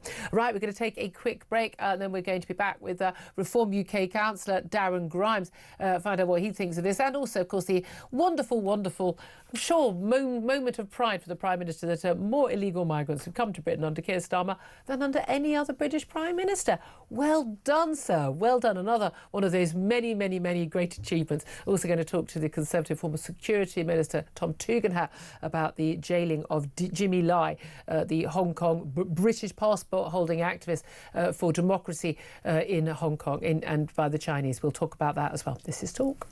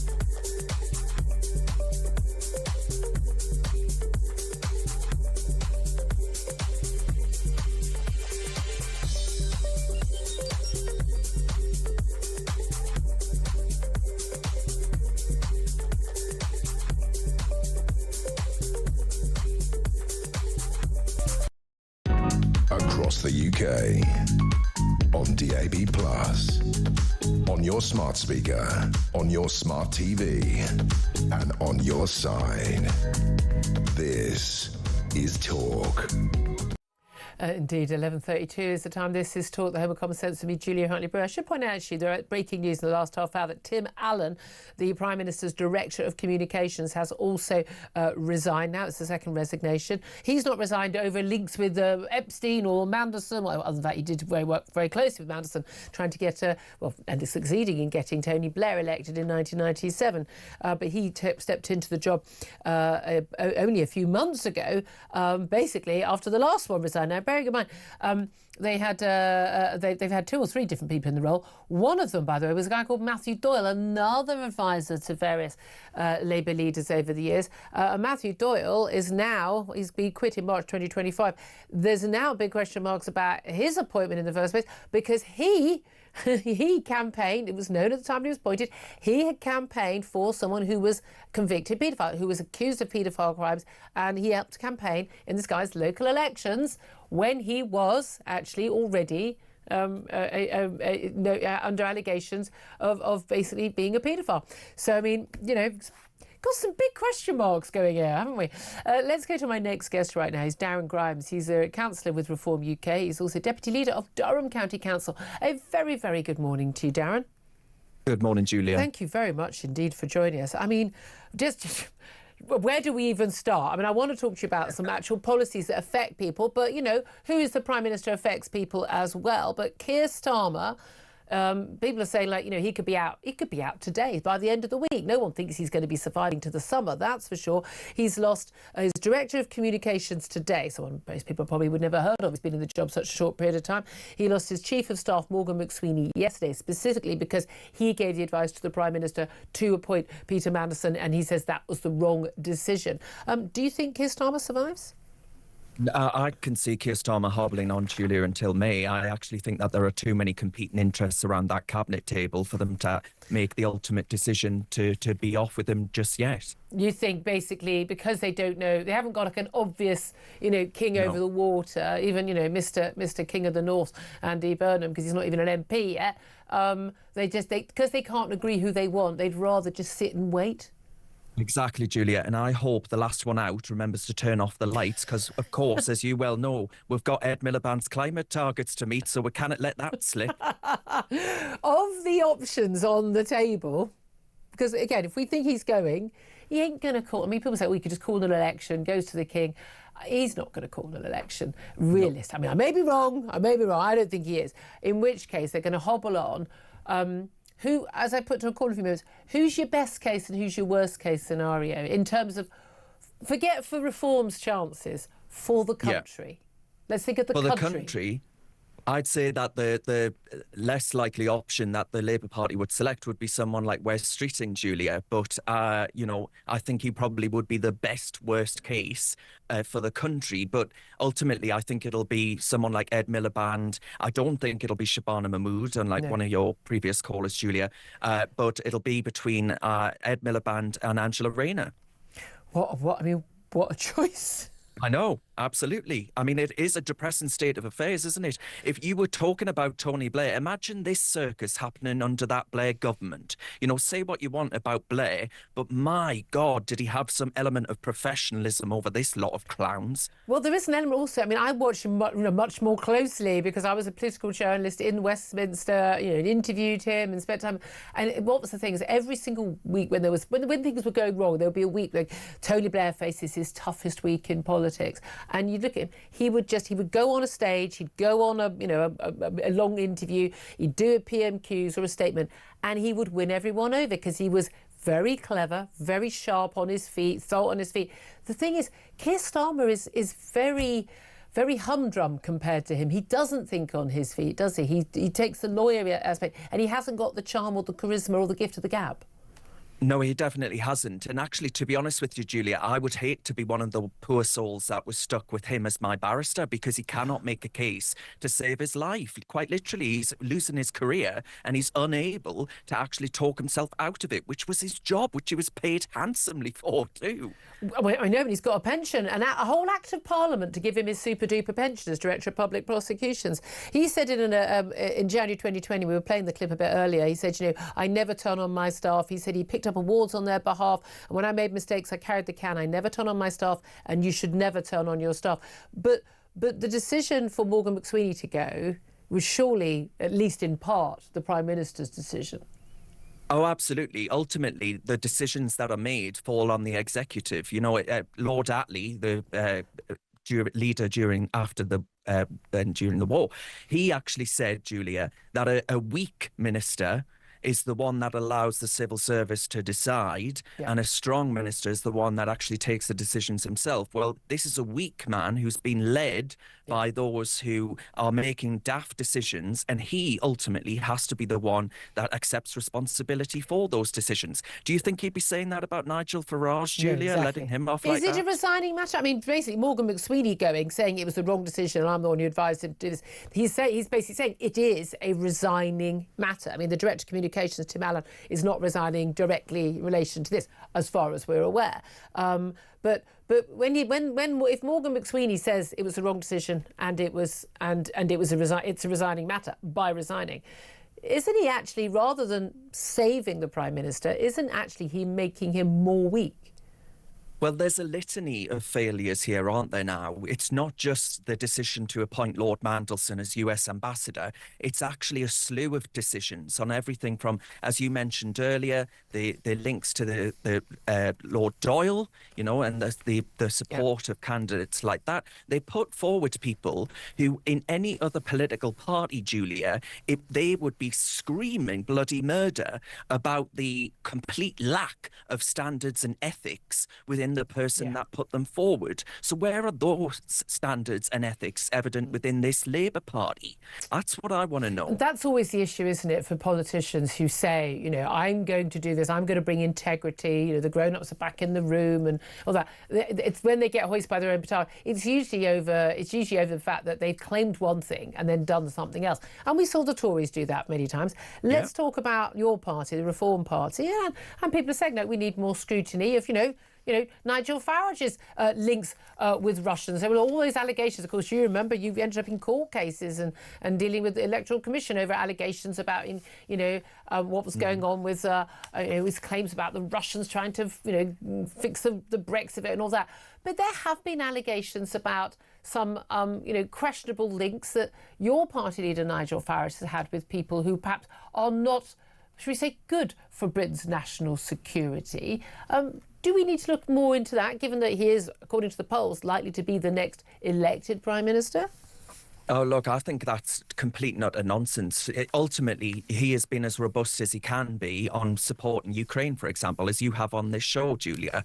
I don't think he'd be doing that if he was a paid-up putsch of Putin. It is an absurdity. I think actually it's a distraction that's often used to try and tar the Reform UK. But the evidence simply does not bear out that this is a party that is against Russia's or in favour of Russia's invasion of Ukraine, for example. And actually, the warnings that have been made in the past, well, Nigel Farage was right to warn that actually the West was giving President Putin the sort of excuse to go into Ukraine. It should never have been allowed to happen. We should have been more robust on it.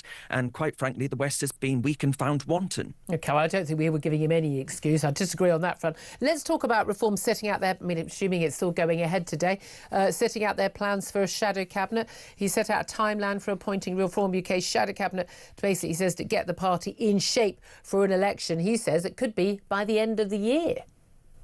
Yeah, absolutely. I mean, ultimately, we don't know how long that this weak and fragile. We've been talking about it all morning. You've been talking about it all morning. And actually, we don't know how long it's going to hobble on for.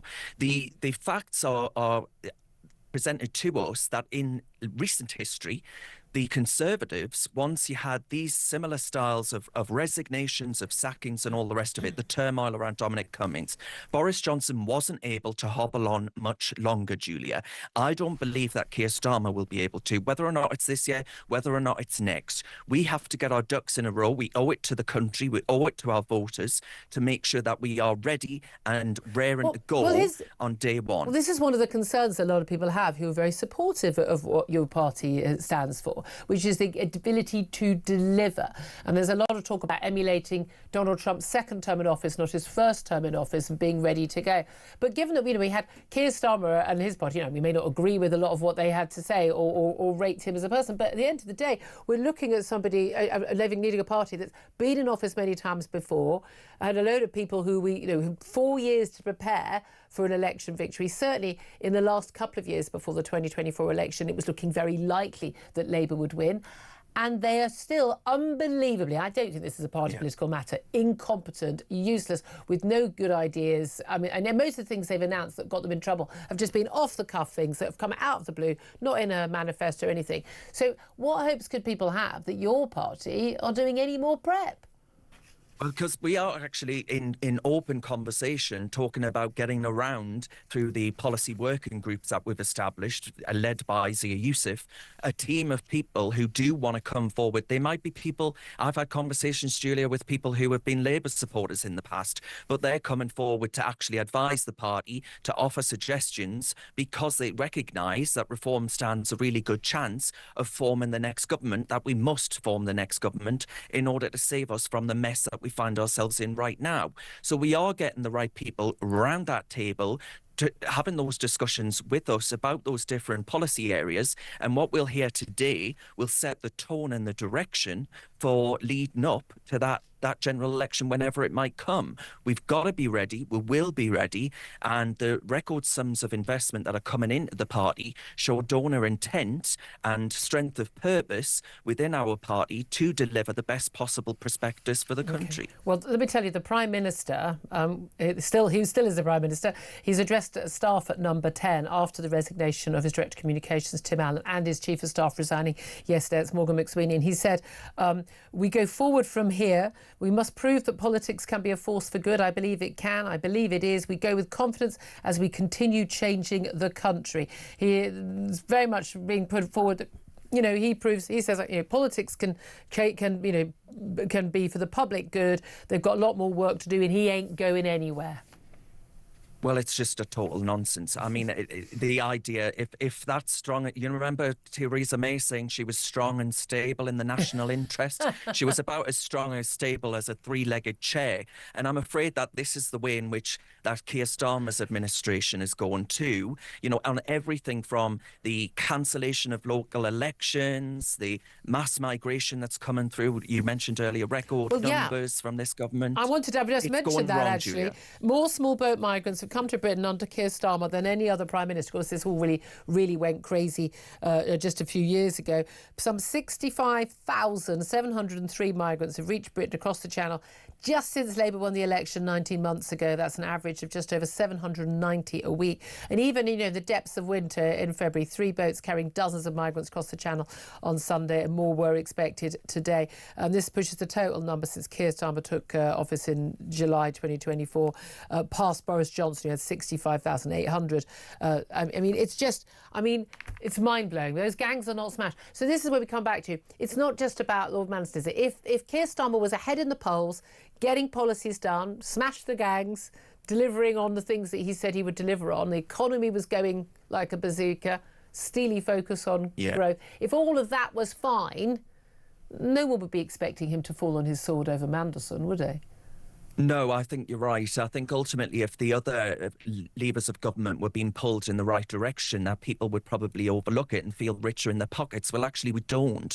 We feel much poorer. Energy bills are sky high, some of the highest in the Western world, if not the world, Julia. And it took Boris Johnson twice as long to actually hit those numbers as far as illegal migration is concerned. And Starmer's great idea was to say, well, I'm going to go on bended knee to President Xi. Oh, I'm a poet and I didn't know it, Julia, and actually ask him to stop the sale, to ban the sale of these inflatable dinghies to the to those in mainland Europe. The engines. Exactly, yeah. And he's turned the English Channel into a taxpayer-funded Uber service, and he's saying that this is going to stop the boats. They have no intention of stopping the boats. He is a lawyer. He knows the legalities of actually being able to do it. He has no intention of doing it whatsoever.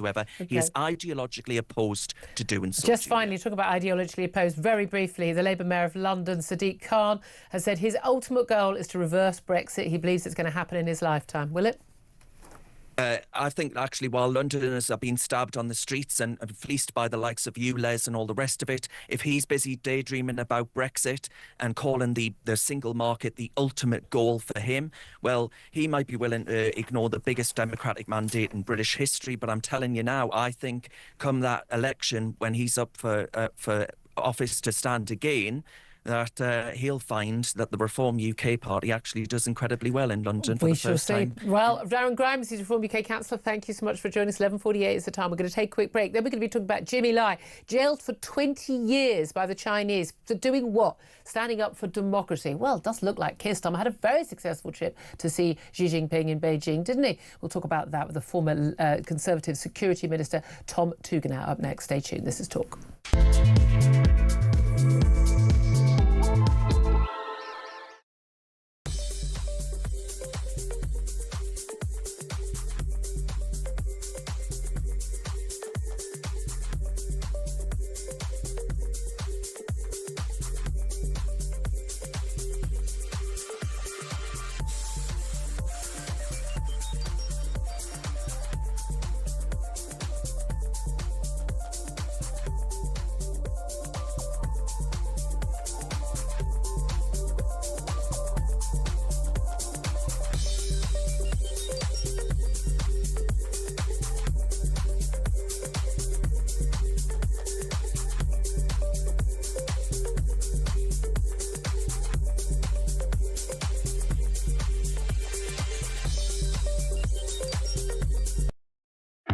Across the UK, on DAB+, on your smart speaker, on your smart TV, and on your side.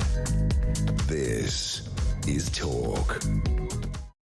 Good morning, welcome back. 11:50 is the time. This is Talk, the home of common sense, with me, Julia Hartley-Brewer. Now let's talk about Jimmy Lai. We spoke to his son on the show about a week ago, Sebastian, this as he faced, getting an incredibly lengthy service behind bars, sentence behind bars in Hong Kong for being a pro-democracy activist in Hong Kong. He's a millionaire businessman, very, very, very popular figure in Hong Kong, and he's been behind bars on and off for quite a few years now. But he is a British passport holder, and overnight he has been sentenced to 20 years behind bars over the national security laws for Hong Kong.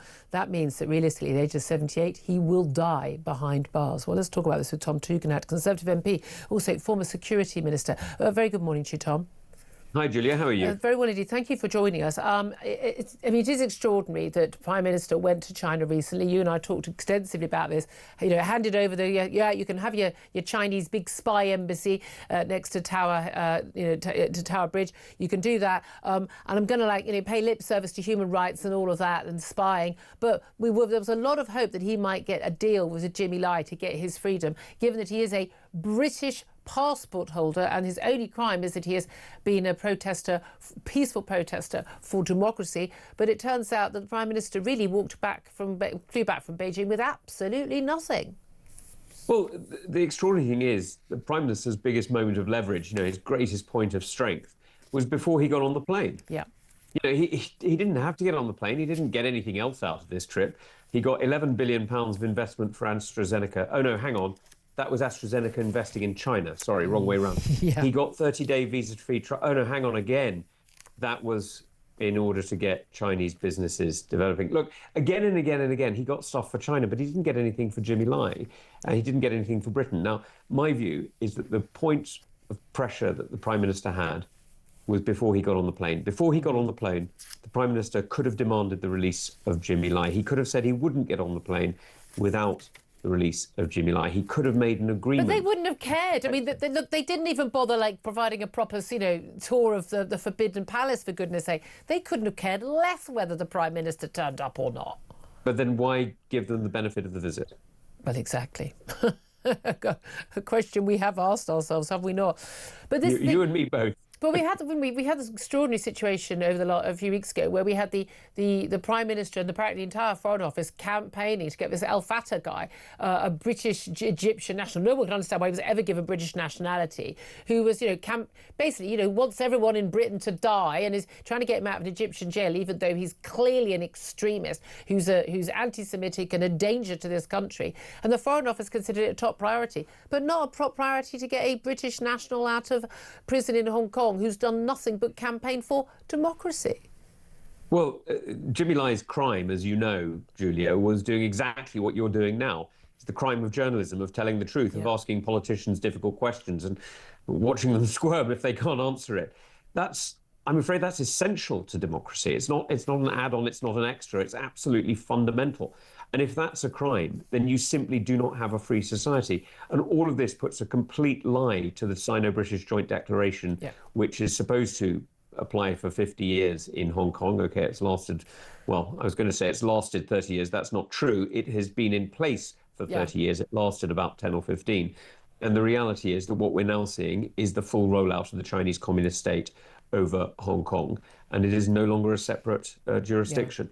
Now, what we should be doing is standing up for British citizens around the world, wherever they are. And Jimmy Lai has committed no crime and is yet a 78-year-old man in prison for no offence, being denied very, very basic rights, including access to his religious beliefs to Mass. Indeed. I mean, look, we've got form on this. The Prince of Wales is going to be sent to Saudi Arabia tonight on a 3-day visit to go, have a little bit of a love-in with the Crown Prince there, who, as we know, was behind the torture, murder and dismembering of Khashoggi, again, a then US-based journalist who was being critical of him. We're not really bothered who we cozy up to, in which case, in the context of where we are with Jeffrey Epstein files and Mandelson, bringing it to the resignation of Morgan McSweeney yesterday, and now the Director of Communications today, many talking about Jonathan Powell, the National Security Advisor, having to fall on his sword as well. Who knows what's going to happen in the next few days, even the Prime Minister going, it would appear. But it does appear that, Britain cozies up with some very unpleasant people and some very unpleasant regimes. Is it any wonder that they weren't that bothered about someone being mates with someone who'd solicited prostitution from a 40-year-old girl?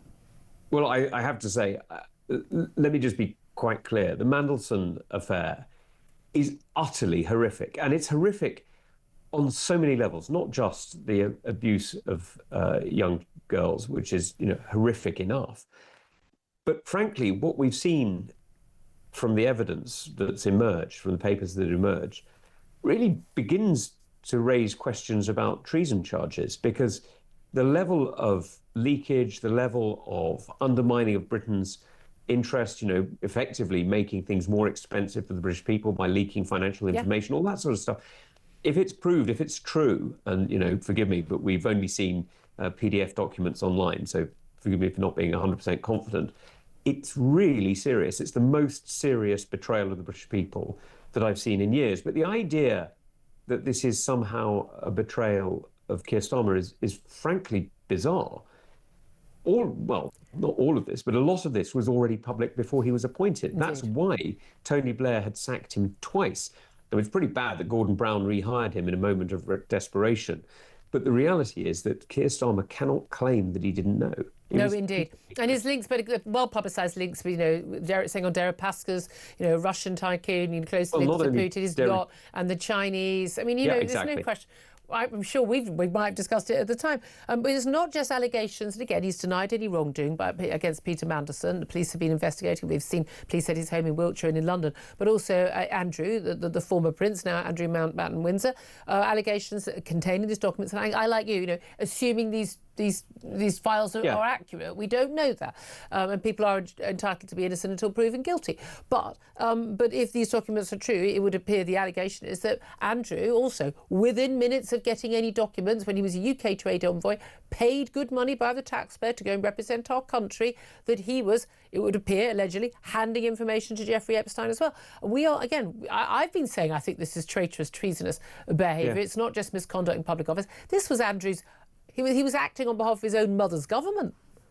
The extraordinary, I mean, look, both of them, and what I'm terrified about is there may be more, right? I mean, both of them have behaved in ways that are, I mean, again, if it's proved, forgive me for doing all the usual caveats on this, but if it's proved, then both of them have frankly betrayed the British people and betrayed the British government and betrayed the Crown, because it's absolutely horrific to be so lackadaisical with the security of the state, with the interests of the British people, that you're willing to share it with somebody who very clearly has links to the Russian administration in some way. Now, again, let's see what's proved.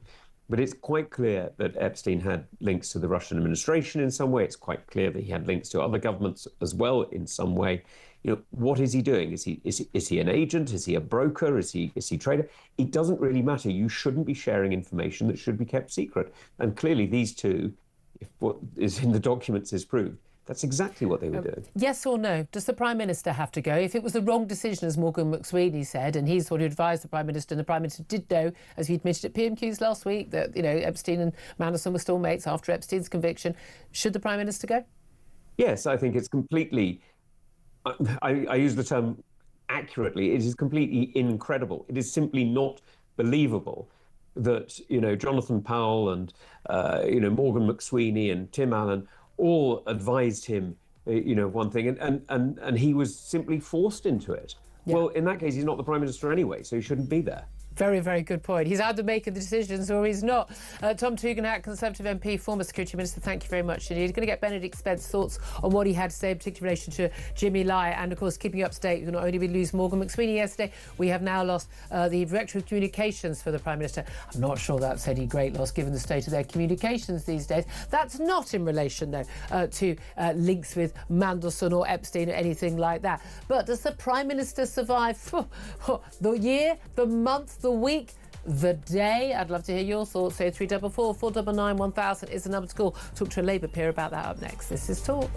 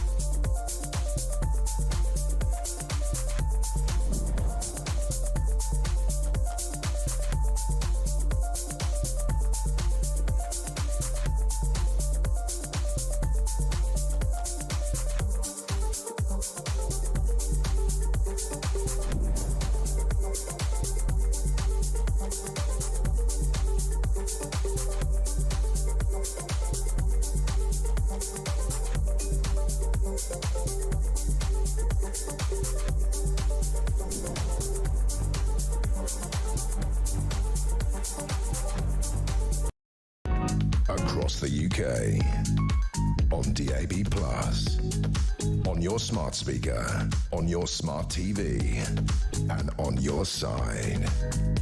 This is Talk.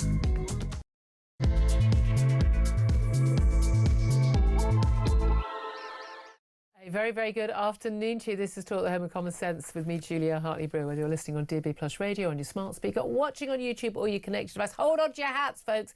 Goodness knows what is going to happen today, this hour, this week. Oh, who knows? Are we going to keep the Prime Minister? Well, many of us will be hoping not, but be careful what you wish for, folks. But yesterday we lost Morgan McSweeney. He is the Chief of Staff, or was, to the Prime Minister. He resigned, saying the decision to appoint Peter Mandelson as the Ambassador to the US, despite knowing his close links ongoing with Epstein after he was convicted of paedophile offences, was the wrong decision. So he's gone because he's the one who advised it. But what about Jonathan Powell, the National Security Advisor, who would also have advised it? If he advised against it, you'd think we'd have heard about that by now, would you not? The Prime Minister, though, it says he's going nowhere. He's spoken to Downing Street staff after he's lost another member of his team, the Director of Communications, Tim Allen, brought in. He was one of those key people with Alistair Campbell and Peter Mandelson. That name just keeps on coming up, doesn't it? He was part of the gang that basically got Labour into power in '97 when Tony Blair was leader. But he'd been brought back in last year as his Director of Communications. He says he is stepping down so a new team can be built. Yeah. Well, what are our hopes for the country with that new team, given the state of the last one? If they were the A team, good God, what's the B team going to be like? I'd love to hear your thoughts. Give us a call. Do you think the Prime Minister can survive the Mandelson scandal? What happens next? He's going to be talking to the Labour Party MPs tonight at 6 o'clock. Does he even survive that long? Studious quiet from cabinet ministers today in terms of offering their support, and indeed over the weekend. In fact, other than one of his closest allies, Pat McFadden, who didn't do a very good job because he appeared to be out of the loop on the Morgan McSweeney situation yesterday, we've had absolutely nothing. Oh, apart from David Lammy, Deputy Prime Minister to Keir Starmer, who thought it would be helpful for his people to put out the fact that, oh no, he'd advised against the appointment of Mandelson as US ambassador. Well, the plot is thickening. The vultures are circling. I'd love to hear your thoughts. Give us a call, 0344 499 1000. Text the word talk in your message to 87222 to message us. You can send us a message on X at Talk TV as well. Calls are charged at the national rate. Text cost 1. Standard network rate message. Benedict Spence is still with me. He's a Conservative commentator. I mean, it is absolutely fascinating that we've already had a second resignation. Not, I suppose, directly related. It's not like I did the wrong thing, but the idea that the Director of Communications, someone like Tim Allen, who has been extremely successful multimillionaire lobbyist, the idea that he wouldn't have been involved in that decision when it was in the newspapers, people discussing whether it was a good idea to appoint Mandelson in 2024, December 24, as the ambassador to the US.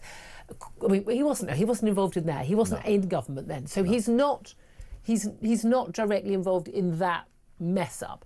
But do these resignations, even if the National Security Advisor goes, Jonathan Powell, do they in any way help the Prime Minister, or are they actually harming him? They harm him, and this is whatever way you look at it, either because you think you need to change the direction of your media strategy, or because he's simply going, that's it, I've had enough, I'm out.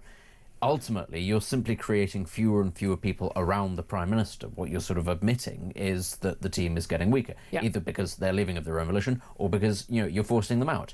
It's this idea that you can buy yourself time and that maybe God will throw you a Hail Mary that means magically you become popular again. I can't imagine what that would be for Keir Starmer. I don't know, a war? Like, what actually happens where people turn around and go, OK, we need to stick by the guy. Pandemic. Lockdown would be good. Very popular lockdowns. It was genuinely alarmingly popular. But this actually ties into the conversation we just had a few moments ago with Tom Tugan had about Jimmy Lai. Not a household name in Britain. Of course he's not. But he's been sentenced to 20 years behind bars for being a pro-democracy activist in Hong Kong. Despite he's a British citizen. We're told that the Prime Minister raised his case with Xi Jinping when he went to China. But again, this is part of the whole thing, isn't it? It's like, so he's failing on, the latest figures on the boats, on the illegal migrants. The economy is floundering. There's constant U-turns. He's got no say over anything. His backbenchers won't let him do anything at all, like reform welfare or anything like that.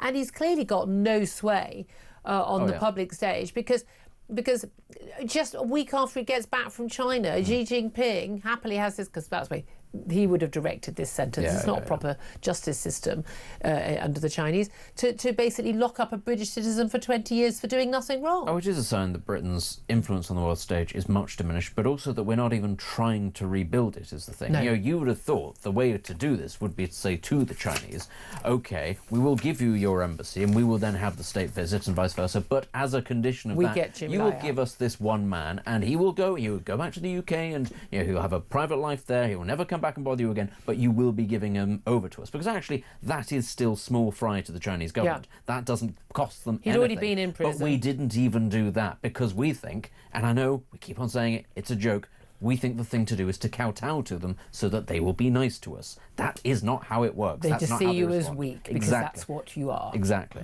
Okay, really interesting. Benedict, thank you very much. More from you coming up. Going to get your calls as well, 0344 499 1000. First up, though, delighted to welcome to the show Labour peer Lord Soley. Clive Soley, of course, you remember, many years on the Labour benches. A very, very good afternoon to you, Lord Soley. Hello. Thank you for joining us. So, after two resignations, one very much directly implicated in the appointment of Mandelson to the ambassadorship to Washington, do you think that the Prime Minister is now basically stronger right now after those two resignations, or is he weaker?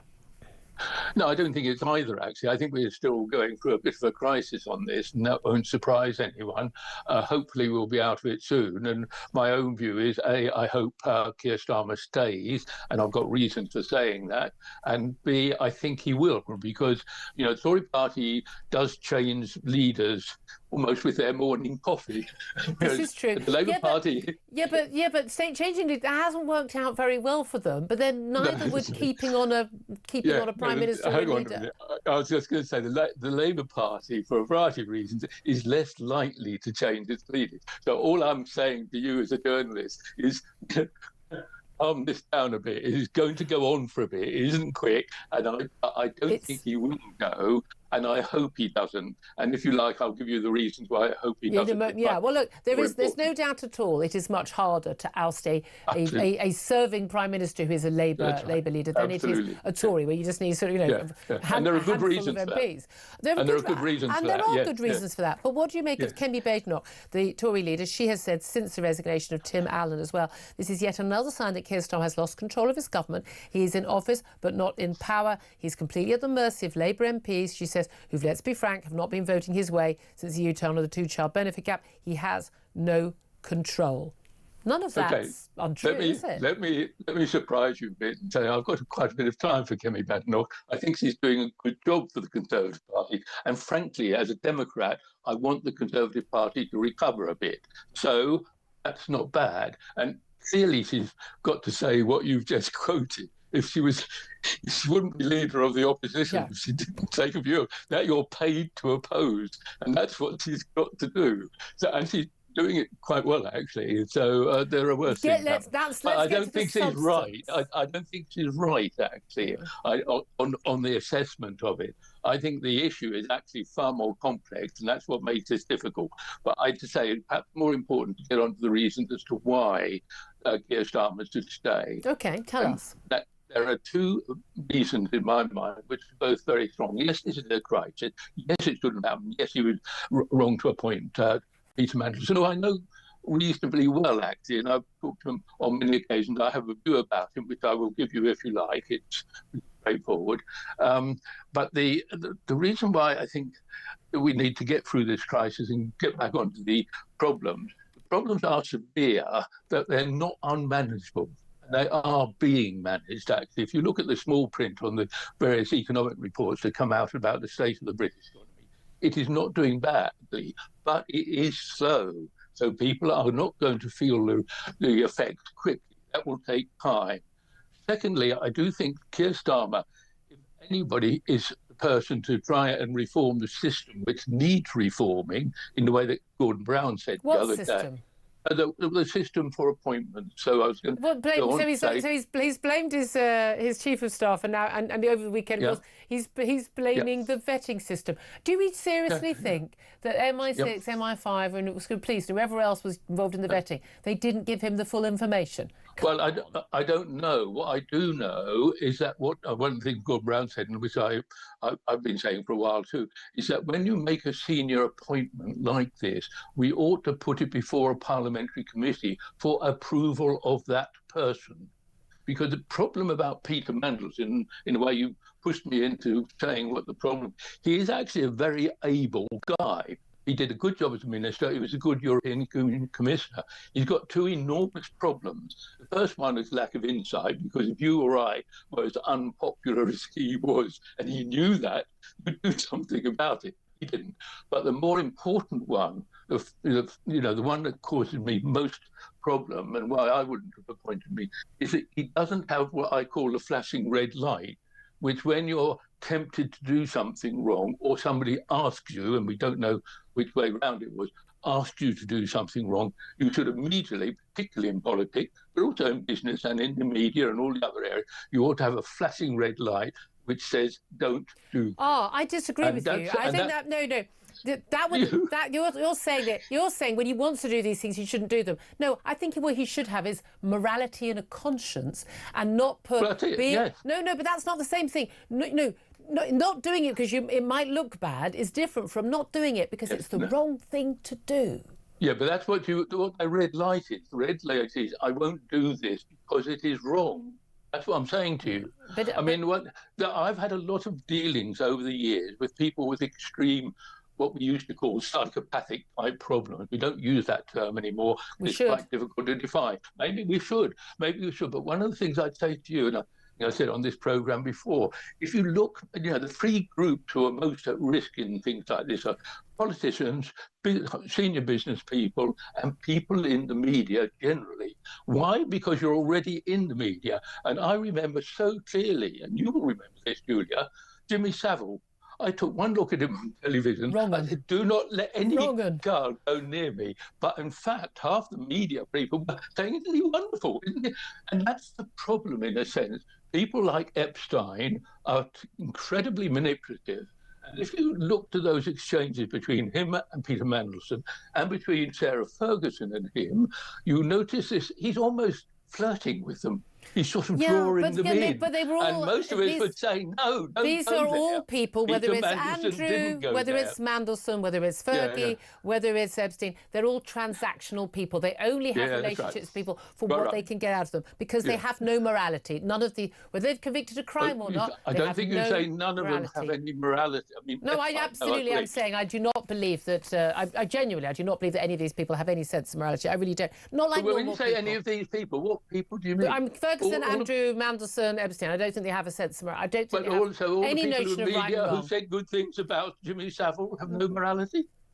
What did you say about? No, I'm not. I mean, it matters. Jimmy Savile. I was one of those kids writing to Jim or Fix It when he was a big name. So I'm not sure I count in that category. Listen, now let's go. You said you talked about. I never wrote to him. You said you said you talk about why the Prime Minister should stay because the economic problems he can get over that and he can reform the system. The thing is, when Morgan McSweeney resigns, he's basically saying this is a resigning matter, and I'm not who gave it, but that he said the decision was wrong. Well, if the decision was wrong, the person who made the decision was the Prime Minister. Let me play you a little clip of something Keir Starmer said back in January 2020 when he was running for the Labour leadership. And he was talking about when he was head of the Crown Prosecution Service. And here's what he said about how he dealt with his staff. Hear me out. I had 8,000 staff for 5 years as the Director of Public Prosecutions.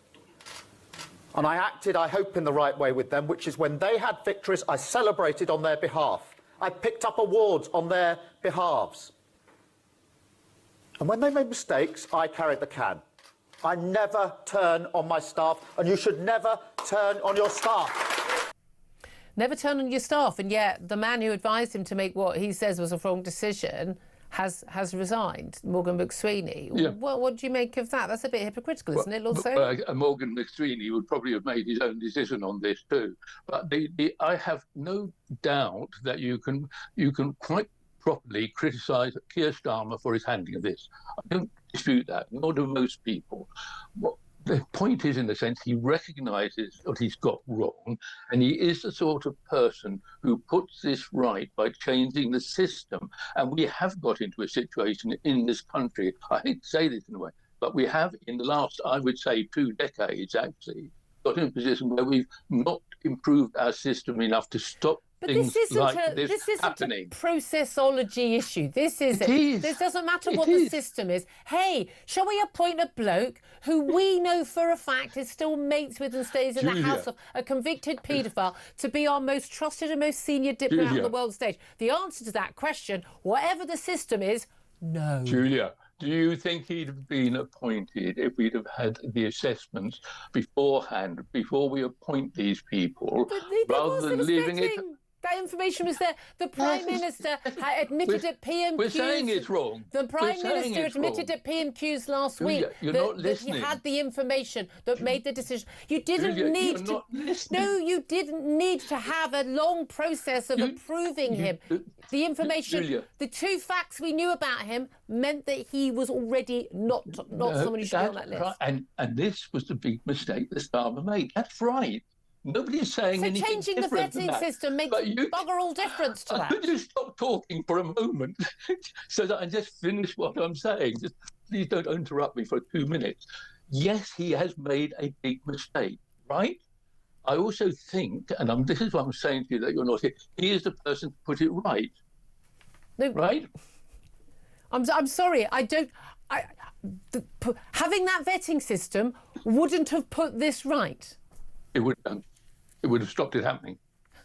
So what he's saying is, I need to be stopped by other people from making terrible decisions. No, That's what you're as saying. A Prime Minister. No, it's not, Julia. You're getting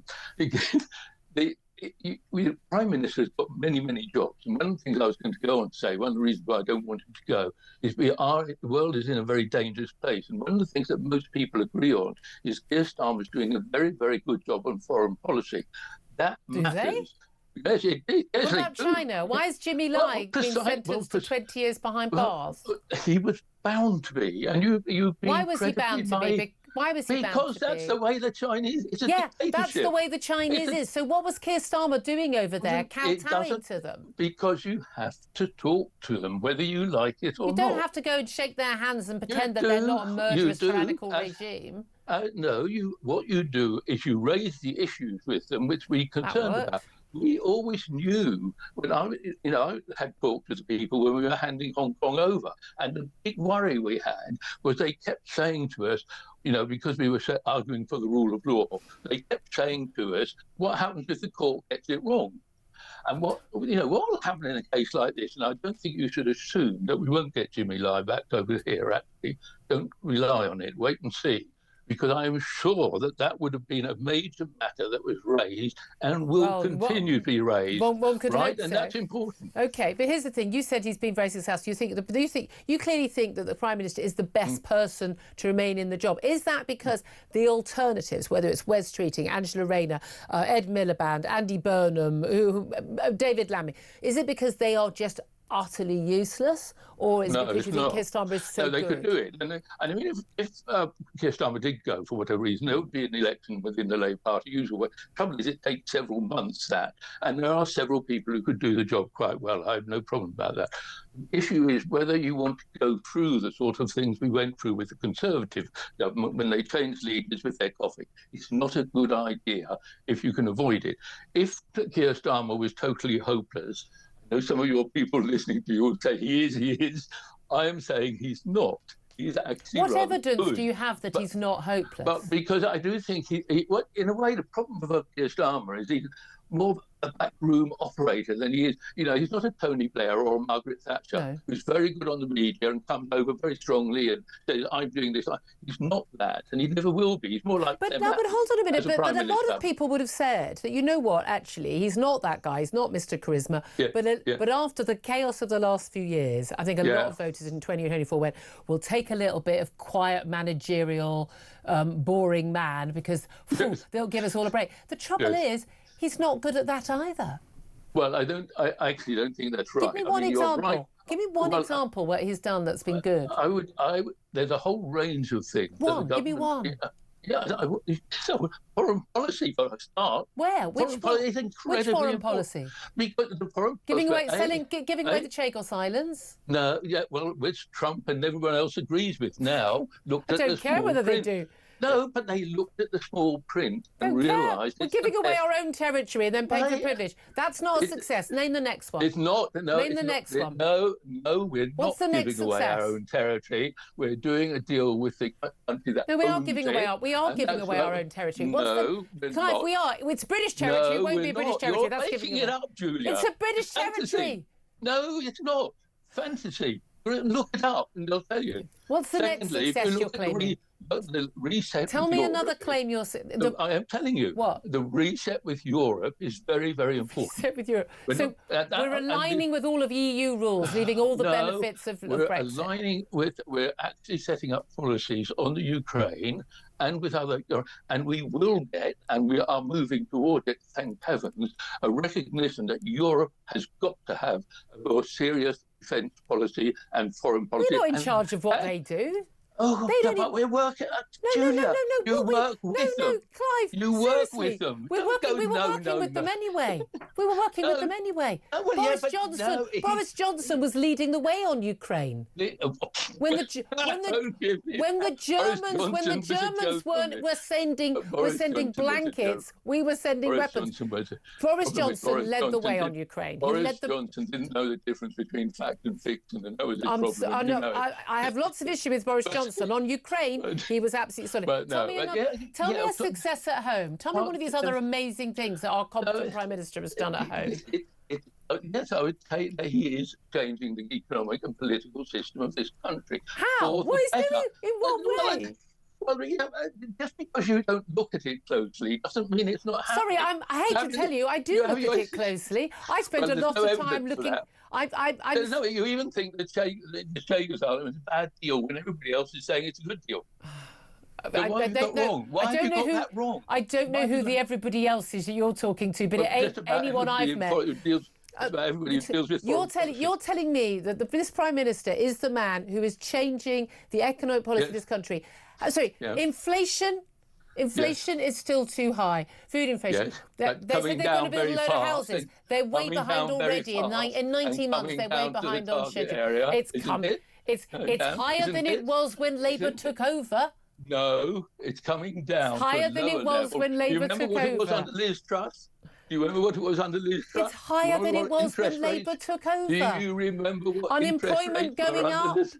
Unemployment going up. I'll give you that one. The largest number of illegal migrants arriving on boats. No, we haven't. NHS waiting lists barely touched. How many arrived in the last years of the Labour Tory government? I will tell you there was nearly 1 million in 1 year. I'm not talking about illegal migrants. I'm talking about illegal migrants. It was. No, they're not illegal migrants. They're legal migrants. Well, no, it was legal and illegal. No, but they're completely different groups. People who've got a visa are not the same. Julia, will you stop making it up? No, you can't. You can't. I'm talking about illegal boat migrants, and you're talking about people who've been given a visa. I can't name a single success of this government. Let me give you something else. When you said a few moments ago about the policy on benefits, that is a very important change, and it is quite right that gear back down on that, and there was a change on it. That's right. But now move on from there. Recognise that the person who was on television the other day, Pat McFadden, has already got the report set up and reported already, done by a senior businessman, on how we get those people who are on benefits into work. And you ought to look at that. It's by the former head of, I think it was John Lewis, one of the big, and that's the sort of thing you need to be recognising. That would be amazing. In your job. Clive, that will be incredible. You're not going to say the detail. I hate to tell you, but the OBR, in terms of their predictions of the last budget, were not predicting any fall in the number of people who were going to be on benefits. You will not get it exactly right all the time. But if you look at this is very interesting. I occasionally read the Times, right? And they often have the bad new economic stories on front page. Look at the business pages, and you find the reports saying that the British economy is improving. And I hate to tell you, you talk to small business people. I'm going to have to go to a break. But Clive, I'm going to give you credit, Lord Soley. We've had two peers now on absolutely, really, really supporting the Prime Minister. They're doing more than the Cabinet is doing right now. But I'm struggling. But there we are. Labour peer, Lord Soley. So appreciate you joining us.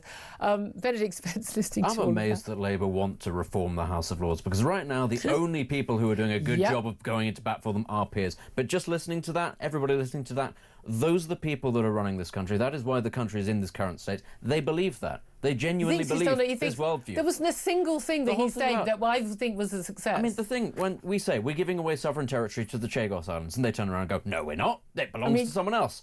That's the sort of people that are running the country. They don't live in the real world. They live in a separate world. Sadly, they're the ones running the country, and we have to dance to their fantasy tune. Isn't it great? And we've got more of them to come as well. We do have more of them to come. Just to let you know, breaking news while we were talking, King Charles has been heckled a second time now over Andrew's ties to Epstein. Look, he took way more action. I think he's known for years, and he's basically he was saying to his late mum, for the love of God, get Andrew out. He did, he boosted him out of Royal Lodge. He's only paying for him, he says, to contain him, apparently.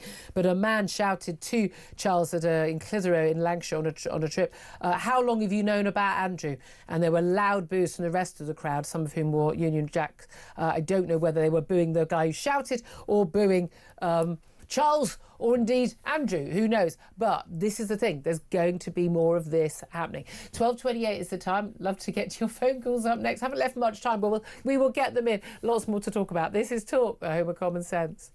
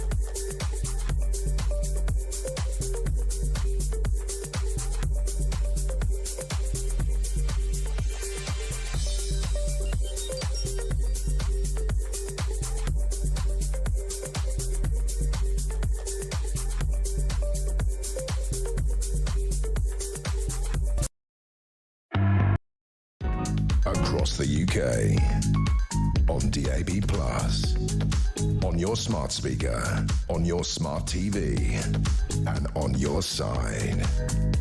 This is Talk.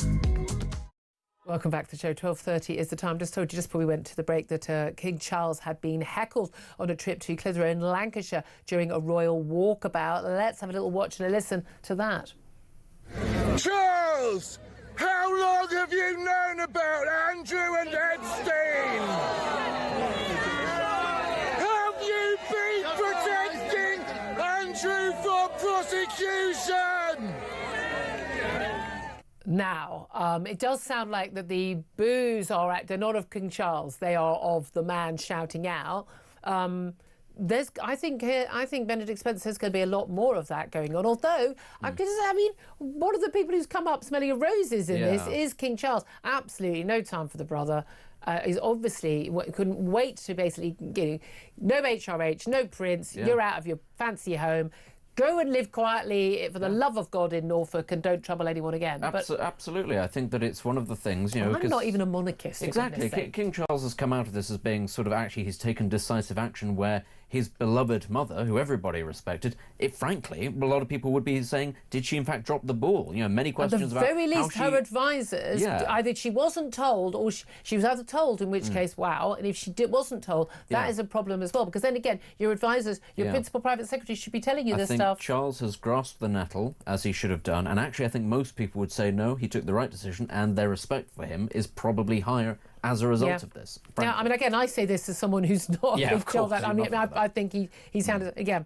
But again, it is true, though, what did you know when? Is he protected? Again, the Met Police last time round didn't think it was worth investigating or even bothering to question for even a nanosecond. Just knock on the door of the palace when Virginia Frey's allegations were made. So I think that's pretty darn telling.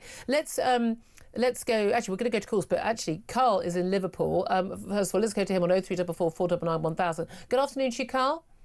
Good afternoon, Julia. Just want to bring you breaking news. Sir Keir Starmer, Downing Street, has issued a statement, said Sir Keir Starmer is not resigning and will be concentrating on the job in hand. That sounds horribly like that he has full confidence in himself. He had full confidence in Madison before he left. He had full confidence in Morgan McSweeney, and he's now gone. Do you reckon Sir Keir Starmer is just kind of holding on and clinging with his fingernails now? He is, yeah. From day one, though, Julia, his self and his party have been an absolute shock. They've gone back on so many different things. You know, we've just seen it over the time. He's not a leader. He's not a prime minister. Hold on a minute. Were you not listening to Lord Soley? He was telling us what a success that the prime minister's been. Well, they're all blind, aren't they, really? Because the majority of us see how it is.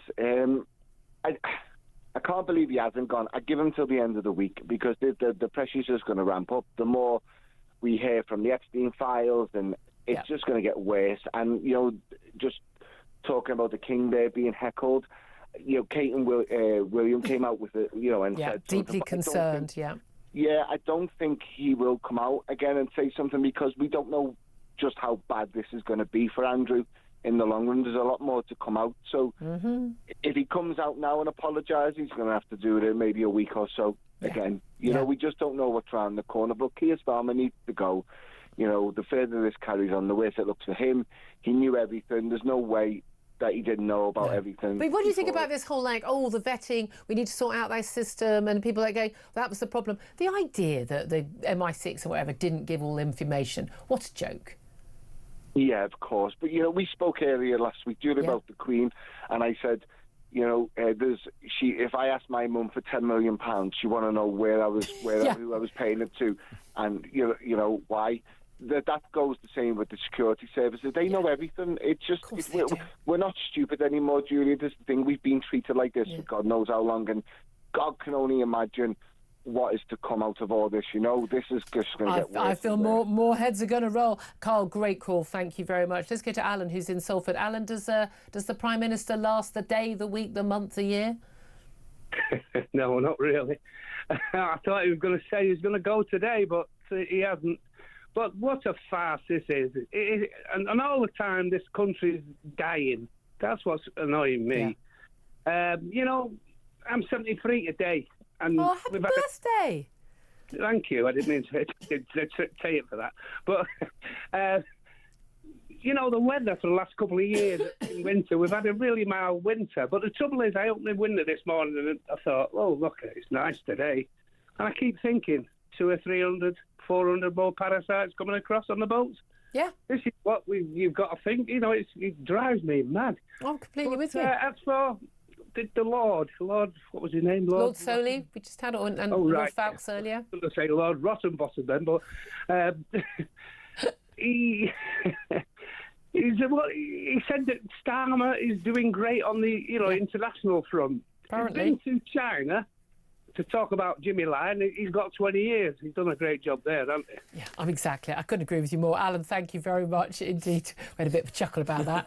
Don't repeat it. 12:35 is the time. We're going to take a break. Then we are going to talk about, well, apparently, Olivia Colman, one of our most awarded and celebrated actresses, apparently thinks she's non-binary. And indeed, in terms of her relationship with her husband, she is a gay man to her husband. Should we just have a deep sigh again? We're going to talk about this with Helen Joyce. This is Talk.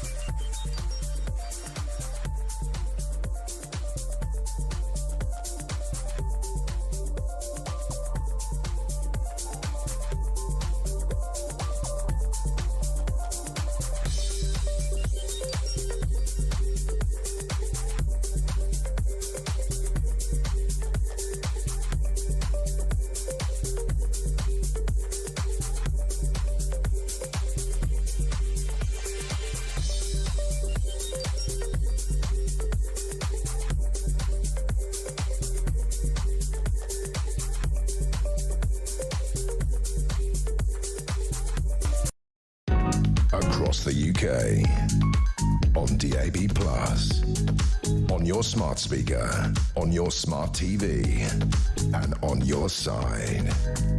This is Talk. This is Talk, the home of common sense. So we'll return to a conversation about, well, all things Mandelson and indeed the heckling of the King over Andrew. What did he know? Booing of the heckler as the King was out on a trip to Lancashire. Also going to be talking about student loans. Massive big issue. really coming up through the ranks of the political issues and the crises in terms of young people and getting older people facing tens and tens and tens of thousands of pounds in debt, paying a fortune in interest and never ever running that debt down. We're going to talk about that as well. First up though, let's talk about really, really important things. Yes, those actory people who do insist on pontificating on their usual nonsense, whether it's American, I'm talking about ICE agents or talking about Gaza or whatever it is. They often talk about these things. And one of the big things a lot of actors have been yapping on about in recent years is they're all very, very, very pro-trans, are they not? Also, it turns out some of them get a bit confused about their own identity. Olivia Colman, best known, of course, for her roles in The Crown and The Favourite, who's been married for 25 years to a man, Ed Sinclair, has said she has never felt comfortable with rigid gender roles, including in her own marriage. Throughout my whole life, she says, I've had arguments with people where I've always sort of felt non-binary. I've never felt massive feminine in my being female. I've always described myself to my husband as a gay man. And he goes, yeah, I get that.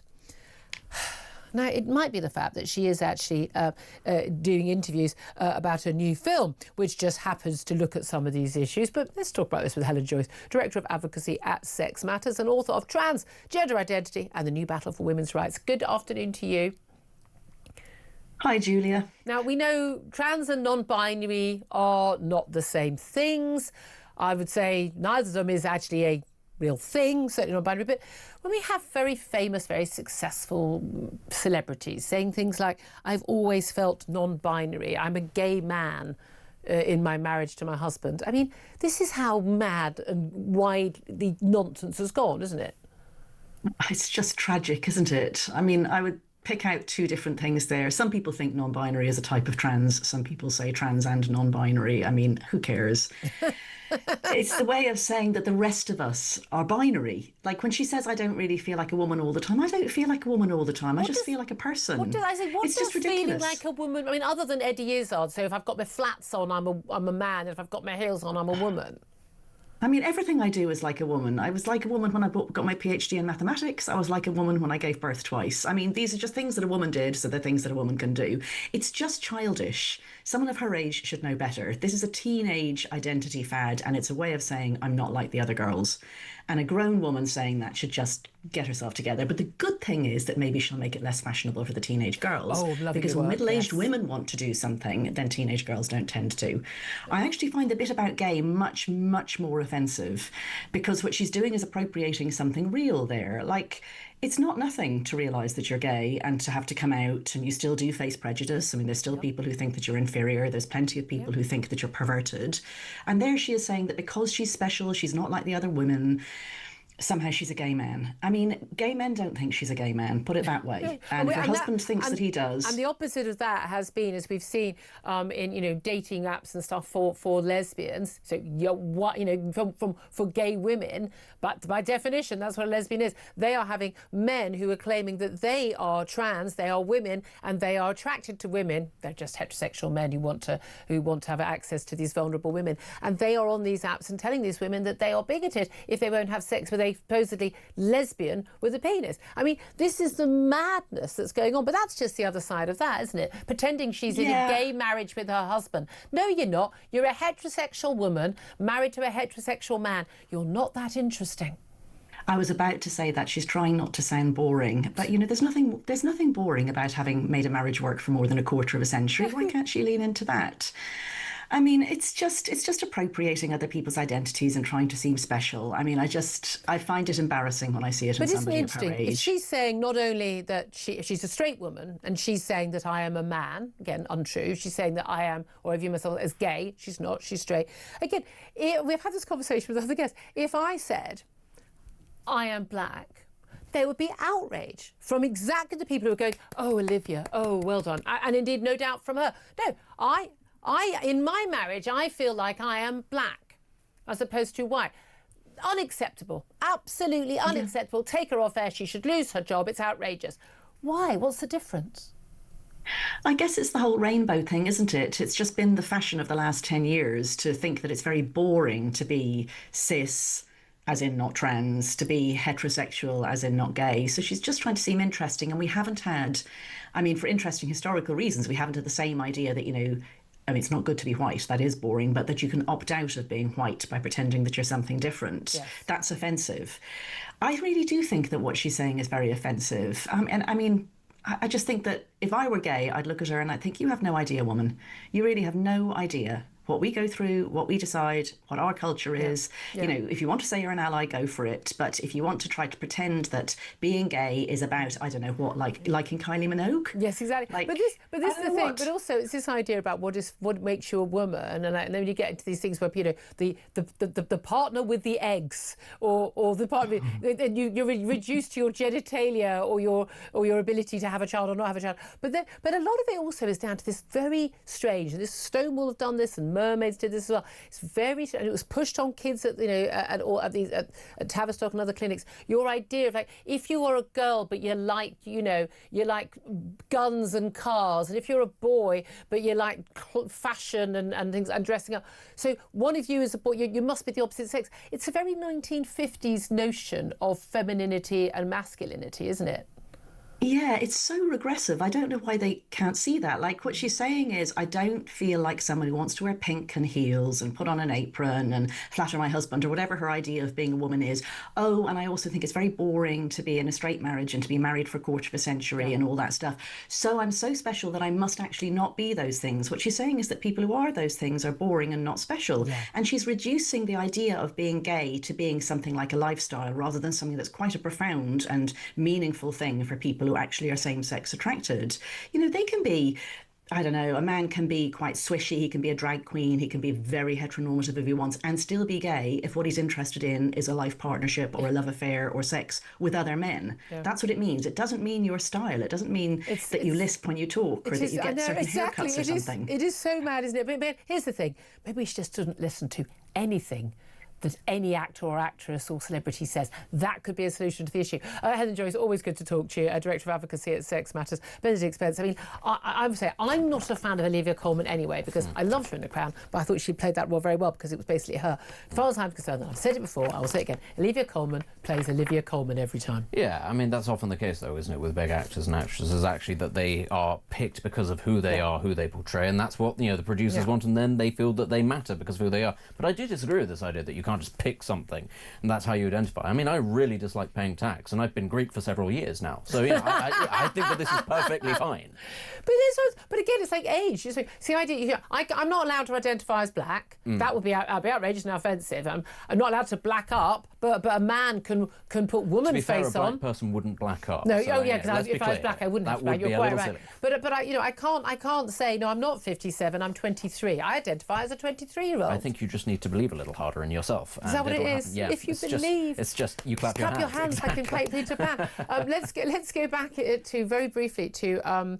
We've been talking all this morning about Keir Starmer. Now, here's a statement issued from Downing Street. Says the Keir Starmer is not resigning, will be concentrating on the job in hand. Now, he's definitely not concentrating on the job in hand because he's been dealing with the fact that he's got to appoint a new chief of staff. Yeah. He's been dealing with the fact that he's got to appoint a new director of communications, and he's been talking to staff. He's going to talk to the Parliamentary Labour Party, 400 MPs tonight. So he's not. So an awful lot of his day and of his weekend has been spent dealing with the fallout of this thing, as opposed to improving our schools and hospitals and roads and building houses and dealing with the national security issues. I mean, there we are. Equally, we've got a very, very big issue with the Royals. Thames Valley Police have said that they are assessing claims that Andrew Mountbatten-Windsor shared confidential reports from his role as the UK's trade envoy with Jeffrey Epstein.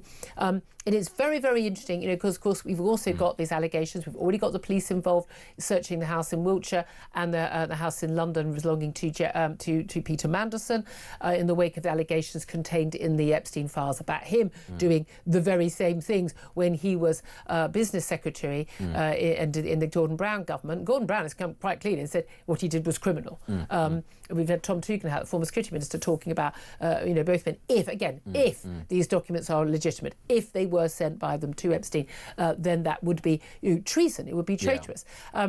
We know that the police were already looking into an allegation that a second woman, not Virginia Giuffre, who for some reason the police didn't think it was worth interviewing the Prince Andrew about, was basically taken to Buckingham Palace, and says that she was basically trafficked. And then in the last hour, we have had the King on a trip to Lancashire being heckled by a member of the public who then gets booed by the crowd. Let's have a watch and listen to that again. Charles, how long have you known about Andrew and Epstein? Have you been protecting Andrew from prosecution? Now, there's a lot of booing of that, and I know you and I, Benedict, we both believe the King has actually acted very quickly on those issues, but he's a public figure, and it's a legitimate question to ask. It is a legitimate question to ask, and I think it could be. I mean, frankly, it's the making or the breaking of the royal family. Ultimately, how they reacted. As we've already said, we think it's been handled up to now pretty well. Juxtapose that with how the government has handled it. His Majesty's government, not very well at all. I think there's two very different approaches there. And as we said at the start of the show, Keir Starmer, if you're at the top of the pile, you need to take decisive action. You can't wait and then go, oh, it was someone else's fault. Absolutely. Lots of things that also should be being dealt with by the Prime Minister right now. One of the other issues we're going to talk about up next is actually the rising toll of student debt, having a massive impact on young people. Maybe you and I are a bit too old to be having to deal with any of these issues, but I bet your kids are dealing with it. We'll talk about that up next. This is Talk.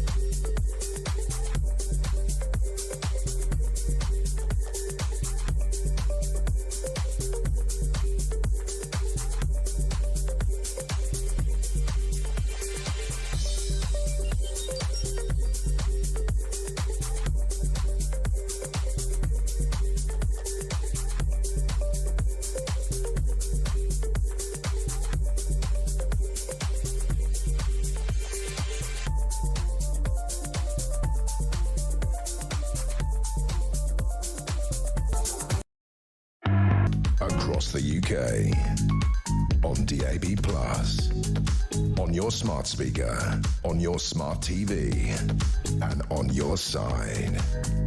This is Talk. Very good afternoon. It's Talk, the home of common sense with me, Julia Hartley-Brewer. 12:51 is the time. Let's talk student loans now. One of the many issues that people perhaps prefer the Prime Minister to be dealing with rather than, making dodgy appointments to ambassador to the US. Let's talk to Nick Hillman. He's director of the Higher Education Policy Institute. He's also a former advisor to a former universities minister under the Tories. A very good afternoon to you, Nick. Hello, Julia. Thank you for joining us. I'm sorry our time is quite short. Quite a lot of breaking news on major issues today, but I wanted to stick with this topic because I think it is really important. I'm somebody who went to university. I was on a full grant. I got paid to go to university, waged my way through the holidays, but just about made ends meet with a few grand of debt.